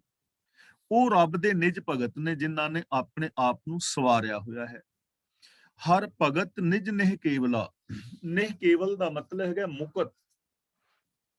ਨਿਹ ਕੇਵਲ ਦਾ ਮਤਲਬ ਪੂਰਨ ਤੌਰ ਤੇ ਪਵਿੱਤਰ। ਕਿਵੇਂ? ਰਿਦ ਕਰਮਣਾ ਬਚਸਾ। ਰਿਦ ਦਾ ਮਤਲਬ ਹਿਰਦਾ, ਯਾਨੀ ਸੋਚ। ਕਰਮਣਾ ਦਾ ਮਤਲਬ ਕੰਮ। ਬਚਸਾ ਦਾ ਮਤਲਬ ਬਚਨ। ਰਿਦ ਦਾ ਮਤਲਬ ਮਨ, ਯਾਨੀ ਮਨ, ਬਚਨ ਔਰ ਕਰਮ ਕਰਕੇ। ਨਿਹ ਕੇਵਲਾ ਦਾ ਮਤਲਬ ਪਵਿੱਤਰ ਨੇ, ਮੈਲ ਤੋਂ ਰਹਿਤ ਨੇ। ਜੋ ਰੱਬ ਦੇ ਪਿਆਰੇ ਭਗਤ ਨੇ, ਉਹ ਮਨ, ਬਚਨ ਔਰ ਕਰਮ ਕਰਕੇ ਪਵਿੱਤਰ ਨੇ। ਭਾਵ ਭਗਤਾਂ ਦੀ, ਰੱਬ ਦੇ ਪਿਆਰਿਆਂ ਦੀ ਸੋਚ ਪਵਿੱਤਰ ਹੈ। ਉਹਨਾਂ ਦੇ ਬੋਲ ਬੜੇ ਪਿਆਰੇ ਪਵਿੱਤਰ ਨੇ, ਔਰ ਉਹਨਾਂ ਦੇ ਕੰਮ ਵੀ ਪਵਿੱਤਰ ਨੇ। ਜਿਨ੍ਹਾਂ ਦੀ ਸੋਚ ਚੰਗੀ ਹੈ, ਜਿਨ੍ਹਾਂ ਦੇ ਬੋਲ ਚੰਗੇ ਨੇ, ਜਿਨ੍ਹਾਂ ਦਾ ਵਿਹਾਰ ਚੰਗਾ ਹੈ, ਯਾਨੀ ਜੋ ਮਨ, ਬਚਨ ਔਰ ਕਰਮ ਕਰਕੇ ਸੱਚੇ ਨੇ, ਉਹ ਰੱਬ ਦੇ ਭਗਤ ਨੇ। ਉਹਨਾਂ ਨੂੰ ਅਸੀਂ ਭਗਤ ਕਹਿ ਸਕਦੇ ਹਾਂ। ਔਰ ਰੱਬੀ ਰਜ਼ਾ ਦੇ ਵਿੱਚ ਤੁਰਨਾ ਹੀ ਰੱਬ ਦੀ ਭਗਤੀ ਹੈ। ਅਗਲਾ ਬਚਨ ਕਰਦੇ ਨੇ, ਜੋਗੇਨ ਕਿੰਗ, ਇੱਥੇ ਵਿਸ਼ਰਾਮ ਲਾਵਾਂਗੇ। ਜਗੇਨ ਕਿੰਗ, ਦਾਨੇਨ ਕਿੰਗ ਤਪਸਾ। ਇਹਨੂੰ ਕਈ ਵੀਰ ਤਪੱਸਾ ਵੀ ਪੜ੍ਹਦੇ ਨੇ, ਕਈ ਤਪਸਾ ਵੀ ਪੜ੍ਹਦੇ ਨੇ। ਦੋਵੇਂ ਹੀ ਉਚਾਰਨ ਠੀਕ ਨੇ। ਤਪਸਾ ਜੇ ਪੜੋਗੇ ਤੇ ਤਪ ਆਦਿਕ ਹੁੰਦਾ ਹੈ, ਤਪੱਸਾ ਪੜੋਗੇ ਉਹਦਾ ਮਤਲਬ ਤਪੱਸਿਆ ਹੁੰਦਾ ਹੈ। ਉਚਾਰਨ ਵਿੱਚ ਥੋੜਾ ਬਹੁਤਾ ਮਤਭੇਦ ਹੁੰਦਾ ਹੈ। ਤਪਸਾ ਵੀ ਪੜ ਸਕਦੇ ਹੋ, ਤਪੱਸਾ ਵੀ ਪੜ ਸਕਦੇ ਹੋ। ਜੋਗੇਨ ਕਿੰਗ, ਕਿੰਗ ਦਾ ਮਤਲਬ ਕੀ ਲਾਭ ਹੈ? ਜੋਗੇਨ ਦਾ ਮਤਲਬ ਯੋਗਾ, ਜੋਗੀ ਬੰਨਾ। ਜਗੇਨ ਕਿੰਗ, ਜਗੇਨ ਦਾ ਮਤਲਬ ਯੱਗ ਕਰਨੇ। ਦਾਨੇਨ ਕਿੰਗ, ਤਪੱਸਾ। ਦਾਨ ਕਰਨ ਦਾ ਕੀ ਲਾਭ ਹੈ ਔਰ ਤਪੱਸਿਆ ਕਰਨ ਦਾ ਕੀ ਲਾਭ? ਜੋ ਰੱਬ ਦੇ ਪਿਆਰੇ ਨੇ ਉਹਨਾਂ ਨੂੰ ਜੋਗ ਨਾਲ ਕੋਈ ਵਾਸਤਾ ਨਹੀਂ, ਉਹਨਾਂ ਨੂੰ ਯੱਗ ਦੇ ਨਾਲ ਕੋਈ ਪ੍ਰਯੋਜਨ, ਕੋਈ ਵਾਸਤਾ ਨਹੀਂ। ਉਹਨਾਂ ਨੂੰ ਦਾਨ ਔਰ ਤਪ ਦੇ ਨਾਲ ਕੀ ਵਾਸਤਾ ਹੈ? ਭਾਵ ਕਿ ਰੱਬ ਦੇ ਪਿਆਰੇ ਜਾਣਦੇ ਨੇ ਕਿ ਜੋਗ ਸਾਧਨ, ਜਗ, ਦਾਨ ਔਰ ਤਪ ਕਰਨ ਤੋਂ ਕੋਈ ਆਤਮਿਕ ਲਾਭ ਨਹੀਂ ਹੁੰਦਾ। ਪ੍ਰਭੂ ਦੇ ਗੁਣਾਂ ਦੇ ਧਾਰਨੀ ਹੋਣਾ ਹੀ ਅਸਲੀ ਰੱਬ ਦੀ ਭਗਤੀ ਹੈ। ਇਹ ਜੋਗ, ਜਗ, ਦਾਨ ਔਰ ਤਪੱਸਿਆ ਆਦਿਕ ਵਿਅਰਥ ਕਰਮ ਹੈ। ਹੁਣ ਇੱਥੇ ਹੋ ਸਕਦਾ ਹੈ ਸਾਨੂੰ ਕੋਈ ਪ੍ਰੋਬਲਮ ਥੋੜੀ ਦਾਨ ਸ਼ਬਦ ਤੋਂ ਆ ਜਾਏ ਕਿ ਦਾਨ ਤੇ ਦੇਣਾ ਚਾਹੀਦਾ ਹੈ, ਵਾਸਤਵ 'ਚ ਦੇਣਾ ਚਾਹੀਦਾ ਹੈ। ਗੱਲ ਦਾਨ ਦੇਣ ਦੀ ਨਹੀਂ ਹੈ। ਦਾਨ ਤੇ ਮਲਕ ਭਾਗੋ ਵੀ ਕਰਦਾ ਸੀ। ਦਾਨ ਤੇ ਮਲਕ ਭਾਗੋ ਵੀ ਕਰਦਾ ਸੀ। ਦਾਨ ਤੇ ਅੱਜ ਦੇ ਰਾਜਨੀਤਿਕ ਬੜਾ ਲੰਗਰ ਲਗਾਉਂਦੇ ਨੇ, ਮੰਦਰ, ਮਸੀਤਾਂ, ਗੁਰਦੁਆਰਿਆਂ ਵਿੱਚ ਕਿੰਨਾ ਦਾਨ ਦਿੰਦੇ ਨੇ। ਗੱਲ ਦਾਨ ਦੇਣ ਦੀ ਨਹੀਂ ਹੈ।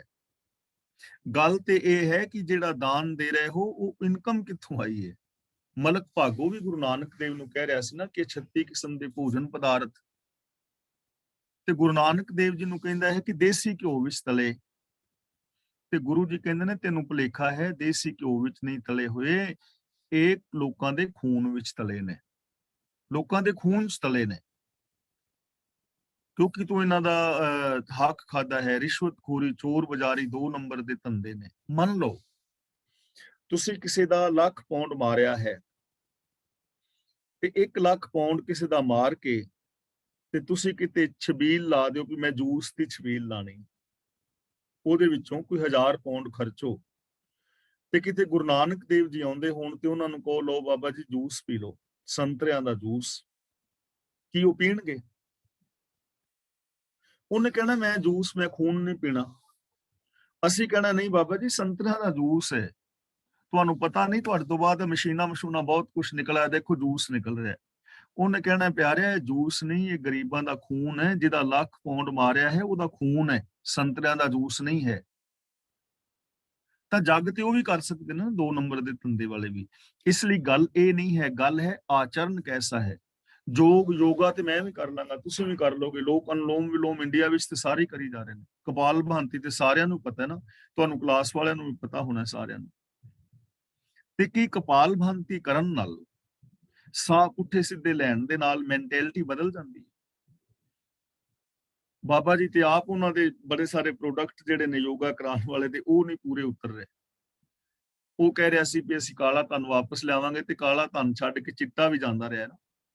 ਇਸ ਲਈ ਜਗੇਨ, ਜਗ ਕਰ ਲੋ, ਦਾਨ ਦੇ ਲੋ, ਤਪੱਸਿਆ ਕਰ ਲੋ। ਇਹਨਾਂ ਨਾਲ ਕੀ ਹੋਏਗਾ? ਜੇ ਆਚਰਨ ਠੀਕ ਨਹੀਂ, ਜੇ ਸੋਚ ਠੀਕ ਨਹੀਂ, ਮੈਂਟੈਲਿਟੀ ਠੀਕ ਨਹੀਂ, ਜੇ ਤੁਹਾਡਾ ਵਿਵਹਾਰ ਠੀਕ ਨਹੀਂ, ਤੁਹਾਡੀ ਬੋਲਬਾਣੀ ਠੀਕ ਨਹੀਂ। ਇਸ ਲਈ ਜੋ ਰੱਬ ਦੇ ਭਗਤ ਨੇ ਉਹਨਾਂ ਦਾ ਇਹਨਾਂ ਚੀਜ਼ਾਂ ਦੇ ਨਾਲ ਕੋਈ ਵਾਸਤਾ ਨਹੀਂ।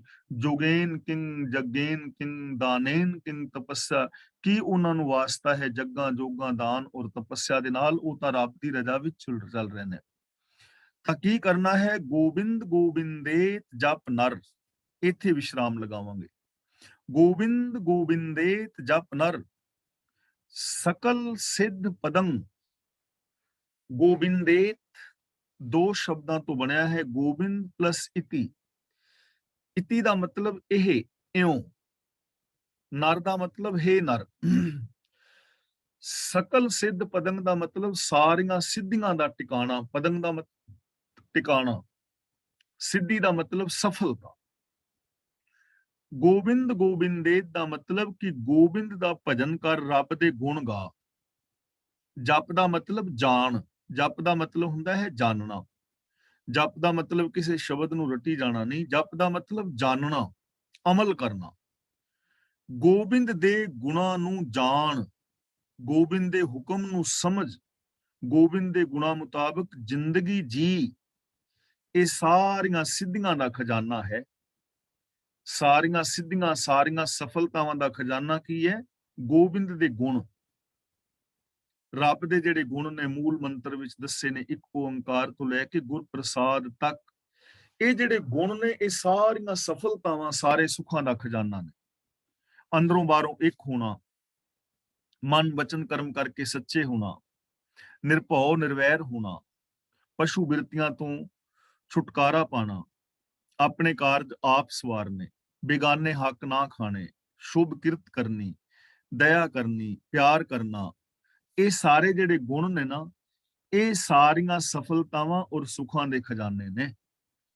ਜੇਕਰ ਸਮਾਧੀਆਂ ਲਾਉਣ ਨਾਲ ਸੁੱਖ ਸ਼ਾਂਤੀ ਆਉਂਦੀ ਹੁੰਦੀ ਤਾਂ ਗੁਰੂ ਨਾਨਕ ਦੇਵ ਜੀ ਟਾਈਮ ਨਿਰੀਆਂ ਸਮਾਧੀਆਂ ਲਾਉਣ ਵਾਲੇ ਜੋਗੀ ਤੇ ਬੜੇ ਸਨ ਲੋਕ, ਲੇਕਿਨ ਗੁਲਾਮ ਸੀ ਇੰਡੀਆ।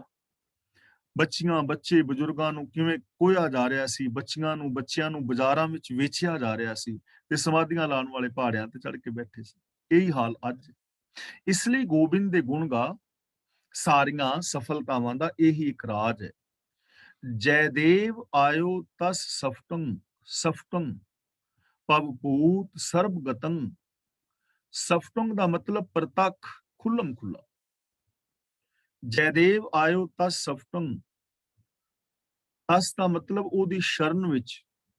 ਤਾਂ ਭਗਤ ਜੈਦੇਵ ਜੀ ਕਹਿੰਦੇ ਨੇ ਭਵਪੂਤ ਸਰਬਗਤੰ। ਭਵਪੂਤ ਦਾ ਮਤਲਬ ਜੋ ਪਿਛਲੇ ਸਮੇਂ ਵਿੱਚ ਵੀ ਸੀ, ਹੁਣ ਵੀ ਹੈ, ਤੇ ਜੋ ਅਗਾਮੀ ਹੋਵੇਗਾ, ਜੋ ਹਰ ਥਾਂ ਮੌਜੂਦ ਹੈ।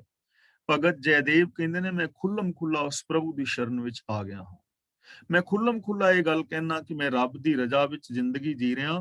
ਕੋਈ ਜਪ, ਕੋਈ ਤਪ, ਕੋਈ ਤਪੱਸਿਆ, ਕੋਈ ਦਸਮ ਦੁਆਰ, ਕੋਈ ਪੂਜਾ, ਕੋਈ ਅਰਚਨਾ ਮੈਂ ਨਹੀਂ ਕਰਦਾ। ਮੈਂ ਪ੍ਰਤੱਖ ਤੌਰ ਤੇ, ਪ੍ਰਗਟ ਤੌਰ ਤੇ ਐਲਾਨੀਆਂ ਰੱਬ ਦੀ ਚਰਨਾਂ ਦੀ ਸ਼ਰਨ ਵਿੱਚ ਹਾਂ। ਰੱਬੀ ਹੁਕਮ ਵਿੱਚ ਤੁਰਨ ਵਾਲਾ ਹਾਂ, ਰੱਬੀ ਗੁਣਾਂ ਨੂੰ ਗਾਉਣ ਵਾਲਾ ਹਾਂ। ਯਾਨੀ ਮੈਂ ਸਾਰੇ ਆਸਰੇ ਪਰਨੇ ਛੱਡ ਕੇ ਉਸ ਦੀ ਸ਼ਰਨ ਵਿੱਚ ਆਇਆ ਹਾਂ, ਜਿਹੜਾ ਹੁਣ ਵੀ ਹੈ, ਪਿੱਛੇ ਵੀ ਸੀ, ਅਗਾਮੀ ਹੋਵੇਗਾ, ਜੋ ਹਰ ਥਾਂ ਮੌਜੂਦ ਹੈ। ਮੈਂ ਉਸ ਪ੍ਰਭੂ ਦੀ ਸ਼ਰਨ ਦੇ ਵਿੱਚ ਆਇਆ ਹਾਂ। ਤਾਂ ਦੇਖੋ, ਇਸ ਪਾਵਨ ਸ਼ਬਦ ਰਾਹੀਂ ਸਾਨੂੰ ਕਿੰਨੇ ਸੌਖੇ ਢੰਗ ਦੇ ਨਾਲ ਜੀਵਨ ਦੀ ਜੁਗਤ ਸਮਝਾਈ ਗਈ ਹੈ, ਜਿਸ ਨੂੰ ਅਸੀਂ ਬੜੇ ਆਰਾਮ ਦੇ ਨਾਲ ਸਮਝ ਕੇ ਤੇ ਆਪਣੇ ਜੀਵਨ ਨੂੰ ਸਫਲ ਕਰ ਸਕਦੇ ਹਾਂ। ਤੇ ਸਾਨੂੰ ਇਸ ਪਾਸੇ ਧਿਆਨ ਦੇਣਾ ਚਾਹੀਦਾ ਹੈ ਕਿ ਅਸੀਂ ਗੁਰੂ ਪਾਤਸ਼ਾਹ ਜੀ ਦੀ ਪਾਵਨ ਬਾਣੀ ਆਪ ਪੜ੍ਹੀਏ ਔਰ ਗੁਰਬਾਣੀ ਦੀ ਵਿਚਾਰ ਆਪ ਕਰੀਏ, ਗੁਰਬਾਣੀ ਅਨੁਸਾਰ ਜ਼ਿੰਦਗੀ ਜੀ ਕੇ ਆਪਣੇ ਜੀਵਨ ਨੂੰ ਸਫਲ ਕਰਨ ਦਾ ਯਤਨ ਕਰੀਏ। ਦੂਜਾ ਸ਼ਬਦ ਮੈਂ ਹੁਣ ਆਰੰਭ ਕਰ ਰਿਹਾ। ਤੁਸੀਂ ਕੁਝ ਭੈਣਾਂ ਨੇ, ਵੀਰਾਂ ਨੇ ਹੁਕਮ ਕੀਤਾ ਸੀ ਕਿ ਇਹ ਸ਼ਬਦ ਦੀ ਵਿਚਾਰ ਵੀ ਆਪ ਦੇ ਨਾਲ ਸਾਂਝੀ ਕੀਤੀ ਜਾਏ। ਇਹ ਸ਼ਬਦ ਰਾਗ ਸੂਹੀ ਮਹਿਲਾ ਪਹਿਲਾ, ਚੌਪਦੇ ਘਰ ਪਹਿਲਾ, 728 ਅੰਕ ਤੇ ਹੈ। ਤੇ ਇਹ ਸ਼ਬਦ ਦੇ ਸ਼ੁਰੂ ਵਿੱਚ ਪੂਰਾ ਮੂਲ ਮੰਤਰ ਹੈ। ਮੂਲ ਮੰਤਰ ਦੀ ਵਿਚਾਰ ਅਸੀਂ ਜਪਜੀ ਸਾਹਿਬ ਵਿੱਚ ਕਰ ਚੁੱਕੇ ਹਾਂ, ਇਸ ਲਈ ਮੂਲ ਮੰਤਰ ਦੀ ਵਿਚਾਰ ਹੁਣ ਨਹੀਂ ਕਰਾਂਗੇ। ਅਸੀਂ ਸ਼ਬਦ ਦੇ ਨਾਲ ਜੁੜਦੇ ਹਾਂ। ਪਹਿਲੀ ਪੰਕਤੀ, ਭਾਂਡਾ ਧੋਏ ਇੱਥੇ ਵਿਸ਼ਰਾਮ, ਬੈਸ ਧੂਪ ਦੇਵੋ, ਤੋ ਦੂਧ ਹੈ ਕੋ ਜਾਵੋ। ਗੁਰੂ ਜੀ ਨੇ ਇੱਥੇ ਦੋ ਮਿਸਾਲਾਂ ਲੈ ਕੇ ਸਾਨੂੰ ਸਮਝਾਇਆ ਹੈ। ਇੱਕ ਤੇ ਹੈ ਦੁੱਧ ਦੀ ਮਿਸਾਲ, ਤੇ ਦੂਜੀ ਮਿਸਾਲ ਲਈ ਹੈ ਜਿਹੜੀ ਆਪਣੇ ਪੁਜਾਰੀ ਦੀ ਹੈ। ਤੇ ਉਸ ਦੋ ਮਿਸਾਲਾਂ ਲੈ ਕੇ ਸਾਨੂੰ ਜੀਵਨ ਦੀ ਜੁਗਤ ਸਮਝਾਈ ਹੈ। ਭਾਂਡਾ ਧੋਏ, ਬੈਸ ਧੂਪ ਦੇਵੋ, ਤੋ ਦੂਧ ਹੈ ਕੋ ਜਾਵੋ। ਧੋਏ ਦਾ ਮਤਲਬ ਧੋ ਕੇ, ਬੈਸ ਦਾ ਮੀਨਿੰਗ ਬੈਠ ਕੇ, ਟਿਕ ਕੇ, ਤੋ ਦਾ ਮਤਲਬ ਤਦੋਂ, ਦੁੱਧ ਹੈ ਕੋ ਦਾ ਮਤਲਬ ਦੁੱਧ ਲੈਣ ਲਈ, ਜਾਵੋ ਦਾ ਮਤਲਬ ਜਾਂਦੇ ਹੋ। ਤਾਂ ਗੁਰੂ ਜੀ ਕਹਿੰਦੇ ਨੇ ਮੱਖਣ ਹਾਸਲ ਕਰਨ ਲਈ ਤੁਸੀਂ ਪਹਿਲਾਂ ਭਾਂਡਾ ਧੋ ਕੇ, ਬੈਠ ਕੇ, ਉਸ ਭਾਂਡੇ ਨੂੰ ਧੂਫ ਦੇ ਕੇ ਫਿਰ ਦੁੱਧ ਲੈਣ ਜਾਂਦੇ ਹੋ। ਫਿਰ ਤੁਸੀਂ ਜਾਗ ਲਾ ਕੇ ਜਮਾਉਂਦੇ ਹੋ। ਦੁੱਧ ਜੇਕਰ ਕੋਈ ਜਾਏ ਨਾ ਦੁੱਧ ਲੈਣ, ਬਰਤਨ ਗੰਦਾ ਹੋਏ, ਉਹਦੇ ਵਿੱਚ ਦੁੱਧ ਪਵਾਓਗੇ, ਦੁੱਧ ਫਟ ਜਾਏਗਾ। ਜਿਹੜੀਆਂ ਮੇਰੇ ਉਮਰ ਦੀਆਂ ਭੈਣਾਂ ਔਰ ਵੀਰ ਨੇ, ਉਹਨਾਂ ਨੂੰ ਪਤਾ ਹੈ ਇੰਡੀਆ ਦੇ ਅੰਦਰ ਕਾਢ ਨਹੀਂ ਸੀ ਨਾ ਦੁੱਧ ਜਿਹਦੇ ਵਿੱਚ ਜਮਾਈਦਾ ਸੀ, ਤੇ ਮਾਈਆਂ ਬੀਬੀਆਂ ਉਹਨੂੰ ਚੰਗੀ ਤਰ੍ਹਾਂ ਮਾਂਜ ਕੇ ਫਿਰ ਉਹਨੂੰ ਨਾ ਕਈ ਵਾਰ ਛਾਣ ਦੀ ਧੂਣੀ ਦੇ ਦਿੰਦੀਆਂ ਸਨ। ਛਾਣ ਅੱਗ ਦੇ ਉੱਤੇ ਪਾਣਾ ਤੇ ਉਹਦੇ ਉੱਤੇ ਸਕਾੜਨੇ ਨੂੰ ਮੂਧੀ ਕਰਨਾ। ਮਤਲਬ ਇਹ ਹੁੰਦਾ ਸੀ ਜਿਸ ਨਾਲ ਬੈਕਟੀਰੀਆ ਵਗੈਰਾ ਮਰ ਜਾਏ। ਬੇਸ਼ੱਕ ਬੈਕਟੀਰੀਆ ਦਾ ਗਿਆਨ ਨਹੀਂ ਸੀ, ਪਰ ਇਹ ਪਤਾ ਸੀ ਕਿ ਐਵੇਂ ਦੁੱਧ ਠੀਕ ਰਹੇਗਾ। ਤਾਂ ਗੁਰੂ ਜੀ ਕਹਿੰਦੇ ਨੇ ਜਿਵੇਂ ਦੁੱਧ ਲੈਣ ਲਈ ਤੁਸੀਂ ਜਾਂਦੇ ਹੋ, ਭਾਂਡਾ ਧੋਂਦੇ ਹੋ, ਦੁੱਧ ਉਸ ਭਾਂਡੇ ਨੂੰ ਧੂਫ ਵਗੈਰਾ ਦਿੰਦੇ ਹੋ, ਧੁੱਪੇ ਸੁਕਾਉਂਦੇ ਹੋ, ਤਾਂ ਦੁੱਧ ਲੈਣ ਜਾਂਦੇ ਹੋ ਨਾ। ਫਿਰ ਉਹਦੇ ਵਿੱਚ ਜਾਗ ਲਾਉਂਦੇ ਹੋ, ਫਿਰ ਉਹ ਦਹੀਂ ਜੰਮਦਾ ਹੈ, ਫਿਰ ਉਹਨੂੰ ਰਿੜਕਦੇ ਹੋ, ਫਿਰ ਉਹਦੇ ਵਿੱਚੋਂ ਮੱਖਣ ਨਿਕਲਦਾ ਹੈ। ਇਸੇ ਤਰ੍ਹਾਂ ਇਸ ਜ਼ਿੰਦਗੀ ਦੇ ਵਿੱਚੋਂ ਤੱਤ ਮੱਖਣ ਕੱਢਣਾ ਚਾਹੁੰਦੇ ਹੋ, ਪ੍ਰਭੂ ਨਾਲ ਮਿਲਣਾ ਚਾਹੁੰਦੇ ਹੋ, ਸੁਖ ਸ਼ਾਂਤੀ ਹਾਸਲ ਕਰਨਾ ਚਾਹੁੰਦੇ ਹੋ, ਤਾਂ ਦੂਧ ਕਰਮ ਇੱਥੇ ਵਿਸਰਾਮ ਲਗਾਣਾ ਹੈ। ਫੁਨ ਸੁਰਤ ਸਮਾਇਣ ਹੋਏ ਨਿਰਾਸ਼ ਜਮਾਵੋ। ਦੂਧ ਕਰਮ, ਕਰਮ ਦਾ ਮਤਲਬ ਰੋਜ਼ਾਨਾ ਜੋ ਅਸੀਂ ਕੰਮ ਕਰ ਰਹੇ ਹਾਂ, ਜੋ ਅਸੀਂ ਬੋਲਦੇ ਹਾਂ, ਸੁਣਦੇ ਹਾਂ, ਵੇਖਦੇ ਹਾਂ, ਬਿਹੇਵ ਕਰਦੇ ਹਾਂ। ਸਮਾਇਣ ਦਾ ਮਤਲਬ ਜਾਗ, ਜੋ ਦੁੱਧ ਨੂੰ ਖੱਟਾ ਲਾਈਦਾ ਹੈ। ਨਿਰਾਸ਼ ਦਾ ਮਤਲਬ ਦੁਨੀਆ ਦੀਆਂ ਆਸ਼ਾ ਤੋਂ ਨਿਰਲੇਪ। ਤਾਂ ਗੁਰੂ ਜੀ ਕਹਿੰਦੇ ਨੇ ਇਸੇ ਤਰ੍ਹਾਂ ਜੋ ਰੋਜ਼ਾਨਾ ਕਿਰਤਕਾਰ ਹੈ, ਇਹ ਦੁੱਧ ਹੈ। ਇਹ ਕਿਰਤਕਾਰ ਤੁਹਾਡੀ ਦੁੱਧ ਹੈ। ਪ੍ਰਭੂ ਚਰਨਾਂ ਵਿੱਚ ਸੁਰਤ ਜੋੜ ਨਹੀਂ, ਇਹ ਜਾਗ ਹੈ। ਤਾਂ ਦੁੱਧ ਜੰਮੇਗਾ ਨਾ, ਜਾਗ ਲਾਓਗੇ। ਤੇ ਜਾਗ ਕਾਦੀ ਲਾਣੀ ਹੈ? ਰੱਬੀ ਗੁਣਾ ਦੇ ਅੰਦਰ ਸੁਰਤ ਨੂੰ ਜੋੜਨਾ। ਹੋਏ ਨਿਰਾਸ਼ ਜਮਾਵੋ, ਤੇ ਦਹੀਂ ਦਾ ਜੰਮਣਾ ਕੀ ਹੈ? ਦੁਨੀਆ ਦੀਆਂ ਆਸ਼ਾਵਾਂ ਤੋਂ ਉਤਾਂ ਉੱਠਣਾ। ਜੁੜੀ ਹੋਈ ਸੁਰਤ ਦੀ ਸਹਾਇਤਾ ਦੇ ਨਾਲ ਰੋਜ਼ਾਨਾ ਕਿਰਤਕਾਰ ਕਰਦਿਆਂ ਮਾਇਆ ਦੇ ਵੱਲੋਂ ਨਿਰਲੇਪ ਰਹਿਣਾ, ਇਹ ਹੈ ਦੁੱਧ ਨੂੰ ਜਮਾਣਾ। ਯਾਨੀ ਆਪਣੇ ਕੰਮਾਂ ਨੂੰ ਦੁੱਧ ਬਣਾਓ, ਸੁਰਤ ਨੂੰ ਰੱਬੀ ਰਜਾ ਦੇ ਨਾਲ, ਗੁਣਾ ਦੇ ਨਾਲ ਜੋੜੋ, ਇਹ ਤੁਹਾਡੀ ਜਾਗ ਹੋਵੇ। ਤੇ ਜਿਹੜਾ ਨਿਰਾਸ਼ ਹੋਣਾ ਹੈ, ਆਸ਼ਾਵਾਂ ਤੋਂ ਨਿਰਲੇਪ ਹੋਣਾ ਹੈ, ਇਹ ਤੁਹਾਡਾ ਦੁੱਧ ਦਾ ਜਮਾਣਾ ਹੈ। ਜਪੋ ਤਾਂ ਏਕੋ ਨਾਮਾ। ਜਪੋ ਦਾ ਮਤਲਬ ਜਾਣੋ, ਨਾਮਾ ਦਾ ਮਤਲਬ ਹੁਕਮ, ਨਾਮ ਦਾ ਮਤਲਬ ਹੁਕਮ। ਇੱਕ ਪ੍ਰਭੂ ਦੇ ਹੁਕਮ ਨੂੰ ਸਮਝੋ, ਤੇ ਜਪੋ ਦਾ ਮਤਲਬ ਉਹਨੂੰ ਇੰਪਲੀਮੈਂਟ ਕਰੋ। ਰੱਬੀ ਹੁਕਮ ਨੂੰ ਆਪਣੀ ਜ਼ਿੰਦਗੀ ਵਿੱਚ ਇੰਪਲੀਮੈਂਟ ਕਰੋ। ਰੱਬੀ ਹੁਕਮ ਦੇ ਅੰਦਰ ਜ਼ਿੰਦਗੀ ਜੀਵੋ। ਅਵਰ ਨਿਰਾਫਲ ਕਾਮਾ। ਰੱਬੀ ਹੁਕਮ ਵਿੱਚ ਤੁਰਨ ਤੋਂ ਬਿਨਾ ਜਿੰਨੇ ਵੀ ਬਾਕੀ ਦੇ ਕੰਮ ਨੇ ਉਹ ਬੇਕਾਰ ਨੇ, ਵਿਅਰਥ ਨੇ। ਇੱਥੇ ਕੰਮਾਂ ਦਾ ਮਤਲਬ ਇਹ ਨਹੀਂ ਕਿ ਦੁਕਾਨ ਕਰਨੀ, ਖੇਤੀ ਕਰਨੀ, ਵਪਾਰ ਕਰਨਾ, ਜੌਬ ਕਰਨਾ, ਘਰ ਦੇ ਕੰਮ ਕਰਨੇ ਇਹ ਬੇਕਾਰ ਨੇ, ਇਹਨਾਂ ਦੀ ਗੱਲ ਨਹੀਂ ਕਰ ਰਹੇ। ਇੱਥੇ ਅਵਰ ਨਿਰਾਫਲ ਕਾਮਾਂ ਦਾ ਮਤਲਬ ਜਿਹੜੇ ਧਰਮ ਦੇ ਨਾਮ ਤੇ ਕੰਮ ਕਰ ਰਹੇ ਆ, ਵਰਤ ਨਰਾਤੇ ਸਰਾਧ, ਆ ਭੋਗ ਵਗੈਰਾ ਲਵਾਣੇ, ਧੂਫਾਂ ਤਖਾਣੀਆਂ, ਕੁੰਭ ਜੋਤ ਨਾਰੀਅਲ, ਜਿੰਨੀਆਂ ਵੀ ਆ ਜਪ ਤਪ ਸੰਜਮ ਵਿਖਾਵੇ ਦੀਆਂ ਸਮਾਧੀਆਂ, ਜਿੰਨੇ ਵੀ ਆ ਸਾਡੇ ਬਾਬਿਆਂ ਦੇ ਫਲਾਏ ਹੋਏ ਕਰਮ ਕਾਂਡ ਨੇ, ਸਭ ਬੇਕਾਰ ਨੇ, ਨਿਰਾਫਲ, ਬੇਕਾਰ, ਇਹਨਾਂ ਦਾ ਕੋਈ ਲਾਭ ਨਹੀਂ। ਜਪੋ ਤਾਂ ਏਕੋ ਨਾਮਾ, ਸਿਰਫ ਇੱਕ ਨਾਮ ਨੂੰ, ਇੱਕ ਹੁਕਮ ਨੂੰ ਸਮਝੋ, ਹੁਕਮ ਅਨੁਸਾਰ ਜ਼ਿੰਦਗੀ ਜੀਵੋ। ਬਾਕੀ ਸਭ ਕਰਮ ਤੁਹਾਡੇ ਬੇਕਾਰ ਨੇ, ਸਾਰੇ ਕਰਮ ਨਿਰਰਥਕ ਨੇ, ਉਹਨਾਂ ਦਾ ਕੋਈ ਲਾਭ ਨਹੀਂ ਹੈ। ਹੁਣ ਕੀ ਕਰੋ? ਇਹ ਮਨ ਈਟੀ ਹਾਥ ਕਰੋ। ਇਹ ਮਨ ਈਟੀ, ਇੱਥੇ ਵਿਸ਼ਰਾਮ ਲਾਵਾਂਗੇ। ਹਾਥ ਕਰੋ ਫੁਨ, ਇੱਥੇ ਵਿਸ਼ਰਾਮ ਲਾਵਾਂਗੇ। ਨੇਤਰੋ, ਨੀਂਦ ਨਾ ਆਵੇ, ਨੇਤਰੋ ਤੇ ਥੋੜਾ ਜਿਹਾ ਰੁਕਾਂਗੇ, ਔਰ ਇਹਨੂੰ ਬਿੰਦੀ ਨਹੀਂ ਲਗਾਵਾਂਗੇ, ਨੇਤਰੋਂ ਨਹੀਂ ਪੜਾਂਗੇ, ਨੇਤਰੋ। ਈਟੀ ਦਾ ਮਤਲਬ ਹੈਗਾ ਇੱਟੀਆਂ। ਭੈਣਾਂ ਜਾਣਦੀਆਂ ਹੋਣਗੀਆਂ ਜਿਨ੍ਹਾਂ ਨੇ ਦੁੱਧ ਰਿੜਕਿਆ ਹੈ। ਇੱਕ ਨੇਤਰਾ ਹੁੰਦਾ ਸੀ ਰੱਸੀ, ਜਿਹੜੀ ਮਧਾਣੀ ਦੇ ਚਫੇਰੇ ਵਲੇਟੀ ਜਾਂਦੀ ਸੀ, ਉਹਨੂੰ ਕਹਿੰਦੇ ਸੀ ਨੇਤਰਾ। ਤੇ ਉਹਨਾਂ ਨੇਤਰਾ ਜਿਹੜਾ ਰੱਸੀਆਂ ਦੋਵਾਂ ਪਾਸੇ ਨਿੱਕੀਆਂ ਨਿੱਕੀਆਂ ਲੱਕੜੀ ਦੀਆਂ ਕਿੱਲੀਆਂ ਜਿਹੀਆਂ ਪਾਈਆਂ ਹੁੰਦੀਆਂ ਸਨ, ਉਹਨਾਂ ਨੂੰ ਕਹਿੰਦੇ ਸੀ ਇੱਟੀਆਂ। ਉਹ ਜੋ ਇੱਟੀਆਂ ਨੇ ਉਹਨਾਂ ਨੂੰ ਫਿਰ ਇਸ ਤਰ੍ਹਾਂ ਉਂਗਲਾਂ ਵਿੱਚ ਫਸਾ ਕੇ ਨਾ, ਤੇ ਐ ਕਰਕੇ ਨੇਤਰੇ ਨੂੰ ਖਿੱਚ ਕੇ ਤੇ ਰਿੜਕਣਾ ਦਿੱਤਾ ਜਾਂਦਾ ਸੀ। ਤਾਂ ਗੁਰੂ ਪਾਤਸ਼ਾਹ ਜੀ ਕਹਿ ਰਹੇ ਨੇ, ਇਹ ਮਨ ਈਟੀ ਹਾਥ ਕਰੋ। ਜਿਵੇਂ ਤੁਸੀਂ ਉਹ ਇੱਟੀਆਂ ਨੂੰ ਫੜਦੇ ਹੋ ਨਾ, ਇਸ ਆਪਣੇ ਮਨ ਨੂੰ ਪਕੜੋ, ਇਹਨੂੰ ਹੱਥ ਦੇ ਵਿੱਚ ਕਰੋ, ਇਹਨੂੰ ਕਾਬੂ ਕਰੋ। ਤੁਹਾਡਾ ਮਨ ਇਧਰ ਉਧਰ ਭਟਕੇ ਨਾ, ਇਹਨੂੰ ਇੱਟੀਆਂ ਬਣਾਓ। ਜਿਵੇਂ ਇੱਟੀਆਂ ਨੂੰ ਫੜਦੇ ਹੋ ਨਾ, ਐਵੇਂ ਇਸ ਮਨ ਨੂੰ ਕਾਬੂ ਕਰੋ। ਮਨ ਸੱਚ ਤੋਂ ਇਲਾਵਾ ਇਧਰ ਉਧਰ ਭਟਕੇ ਨਾ। ਫੁਨ ਨੇਤਰੋ ਨੀਂਦ ਨਾ ਆਵੇ। ਨੇਤਰੋ ਦਾ ਮਤਲਬ ਨੇਤਰਾ, ਰੱਸੀ ਜਿਹਦੇ ਨਾਲ ਮਧਾਣੀ ਘੁਮਾਣੀ ਹੈ। ਨੇਤਰਾ ਕਾਹਦਾ ਬਣਾਉਣਾ ਹੈ? ਨੀਂਦ ਨਾ ਆਵੇ, ਕਿ ਨੀਂਦ ਨਾ ਆਏ ਅਗਿਆਨਤਾ ਦੀ, ਮਾਇਆ ਦੇ ਮੋਹ ਦੀ ਨੀਂਦ ਨਾ ਆਏ। ਇਹ ਨੇਤਰਾ ਹੋਵੇ, ਮੇਰੇ ਉੱਤੇ ਵਿਕਾਰਾਂ ਦਾ ਪ੍ਰਭਾਵ ਨਾ ਪਵੇ। ਰਸਨਾ ਨਾਮ ਜਪੋ, ਇੱਥੇ ਵਿਸ਼ਰਾਮ ਲਾਵਾਂਗੇ। ਤਬ ਮਥੀਐ, ਇੱਥੇ ਵਿਸ਼ਰਾਮ ਲਾਵਾਂਗੇ। ਇਨ ਬਿਦ ਅੰਮ੍ਰਿਤ ਪਾਵਹੁ। ਰਸਨਾ ਨਾਮ ਜਪੋ, ਨਾਮ ਦਾ ਮਤਲਬ ਹੁਕਮ, ਜਪੋ ਦਾ ਮਤਲਬ ਉਚਾਰਨ ਕਰੋ। ਰਸਨਾ ਦੇ ਨਾਲ, ਜ਼ਬਾਨ ਦੇ ਨਾਲ ਰੱਬੀ ਹੁਕਮ ਦੀ ਗੱਲ ਕਰੋ, ਰੱਬੀ ਗੁਣ ਗਾਓ। ਤਬ ਮਥੀਐ, ਤਾਂ ਇਹ ਰੋਜ਼ਾਨਾ ਕਿਰਤਕਾਰ ਜਿਹੜਾ ਦੁੱਧ ਹੈ ਨਾ, ਇਹ ਰਿੜਕੀਂਦਾ ਰਹੇਗਾ। ਰਿੜਕਣਾ ਕੀ ਹੈ? ਜ਼ਬਾਨ ਦੇ ਨਾਲ ਸ਼ੁਭ ਬੋਲ ਬੋਲਣਾ, ਜ਼ਬਾਨ ਦੇ ਨਾਲ ਰੱਬੀ ਹੁਕਮ ਦੀ ਗੱਲ ਕਰਨੀ, ਇਹ ਦੁੱਧ ਦਾ ਰਿੜਕਣਾ ਹੈ। ਇਨ ਬਿਦ ਅੰਮ੍ਰਿਤ ਪਾਵੋ, ਅੰਮ੍ਰਿਤ ਦਾ ਮਤਲਬ ਮੱਖਣ, ਐਵੇਂ ਤੁਸੀਂ ਮੱਖਣ ਪਾ ਲੋਗੇ। ਤੇ ਇੱਥੇ ਮੱਖਣ ਦਾ ਮਤਲਬ ਹੈ ਆਤਮਿਕ ਜੀਵਨ, ਇਨਸਾਨੀਅਤ, ਪ੍ਰਭੂ ਦਾ ਮਿਲਾਪ। ਜੇ ਤੁਸੀਂ ਐਵੇਂ ਜ਼ਿੰਦਗੀ ਜੀਵੋਗੇ ਤਾਂ ਤੁਸੀਂ ਪ੍ਰਭੂ ਨੂੰ ਪਾਲੋਗੇ। ਅੱਗੇ ਹੁਣ ਜੋ ਮਿਸਾਲ ਲਈ ਹੈ ਉਹ ਪੁਜਾਰੀ ਵਾਲੀ ਲਈ ਹੈ। ਪੁਜਾਰੀ ਇੱਕ ਡੱਬਾ ਰੱਖਦਾ ਹੈ, ਉਹਦੇ ਵਿੱਚ ਠਾਕੁਰ ਦੀ ਮੂਰਤੀ ਪਾਉਂਦਾ ਹੈ, ਠਾਕੁਰ ਨੂੰ ਇਸ਼ਨਾਨ ਕਰਾਉਂਦਾ ਹੈ, ਠਾਕੁਰ ਦੀ ਮੂਰਤੀ ਦੇ ਅੱਗੇ ਪੱਤੀਆਂ ਵਗੈਰਾ ਚੜਾ ਕੇ ਤੇ ਉਹਦੀ ਪੂਜਾ ਕਰਦਾ ਹੈ। ਹੁਣ ਗੁਰੂ ਜੀ ਕਹਿੰਦੇ ਨੇ, ਮਨ ਸੰਪਟ ਜਿਤ ਸਤਸਰ ਨਾਵਣ, ਭਾਵਨ ਪਾਤੀ ਤ੍ਰਿਪਤ ਕਰੇ। ਸੰਪਟ ਦਾ ਮਤਲਬ ਡੱਬਾ, ਜਿਹਦੇ ਵਿੱਚ ਉਹ ਠਾਕੁਰ ਦੀ ਪ੍ਰਤਿਮਾ ਮੂਰਤੀ ਰੱਖਦੇ ਨੇ। ਸਤਸਰ ਨਾਵਣ ਦਾ ਮਤਲਬ ਇੱਥੇ ਹੈ ਸਤਸੰਗ ਦੇ ਅੰਦਰ ਨਹਾਉਣਾ।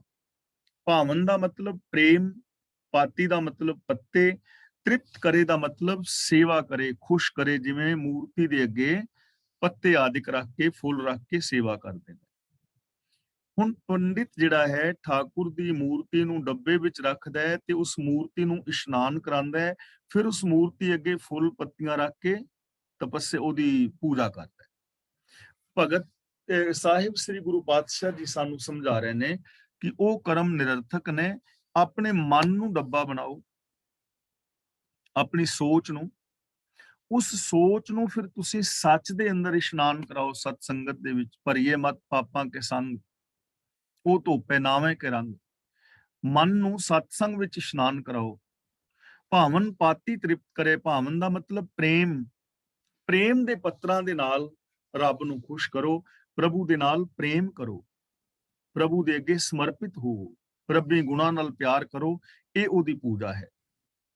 ਪੂਜਾ ਪ੍ਰਾਣ ਇੱਥੇ ਰੁਕਣਾ ਹੈ। ਸੇਵਕ ਜੇ ਸੇਵੇ, ਇਨ ਬਿਦ ਸਾਹਿਬ ਰਵਤ ਰਹੇ। ਪੂਜਾ ਪ੍ਰਾਣ ਦਾ ਮਤਲਬ ਪ੍ਰਾਣਾ ਪ੍ਰਿਯੰਤ ਪੂਜਾ ਕਰੇ, ਆਪਣੀ ਜਿੰਦ ਵਾਰੇ। ਪੂਜਾ ਪ੍ਰਾਣ ਦਾ ਮਤਲਬ ਆਪਣਾ ਆਪਾ ਵਾਰਨਾ। ਇਨ ਬਿਦ ਦਾ ਮਤਲਬ ਇਸ ਢੰਗ ਨਾਲ।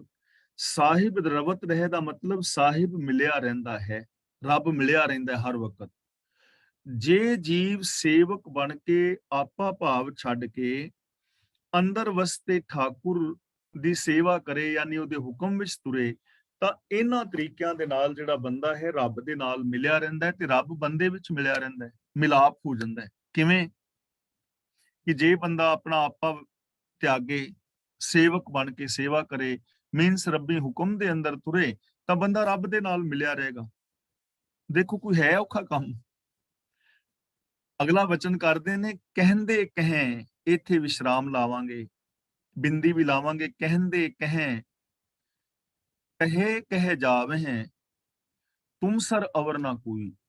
ਕਹਿੰਦੇ ਕਹੇ, ਕਹਿੰਦੇ ਦਾ ਮਤਲਬ ਕਹਿਣ ਵਾਲੇ, ਕਹਿ ਦਾ ਮਤਲਬ ਕਹਿੰਦੇ ਨੇ, ਕਹਿ ਦਾ ਮਤਲਬ ਦੱਸ ਦੱਸ ਕੇ, ਜਾਵੇਂ ਦਾ ਮਤਲਬ ਚਲੇ ਜਾਂਦੇ ਨੇ, ਮਰ ਜਾਂਦੇ ਨੇ, ਖਪ ਜਾਂਦੇ ਨੇ। ਬਹੁਤ ਸਾਰੇ ਲੋਕ ਐਸੇ ਨੇ ਜਿਹੜੇ ਇਹ ਗੱਲ ਕਹਿੰਦੇ ਨੇ ਕਿ ਰੱਬੀ ਹੁਕਮ ਵਿੱਚ ਤੁਰਨ ਤੋਂ ਬਿਨਾਂ ਵੀ ਰੱਬ ਮਿਲ ਸਕਦਾ ਹੈ। ਬਹੁਤ ਸਾਰੇ ਕਹਿੰਦੇ ਨੇ।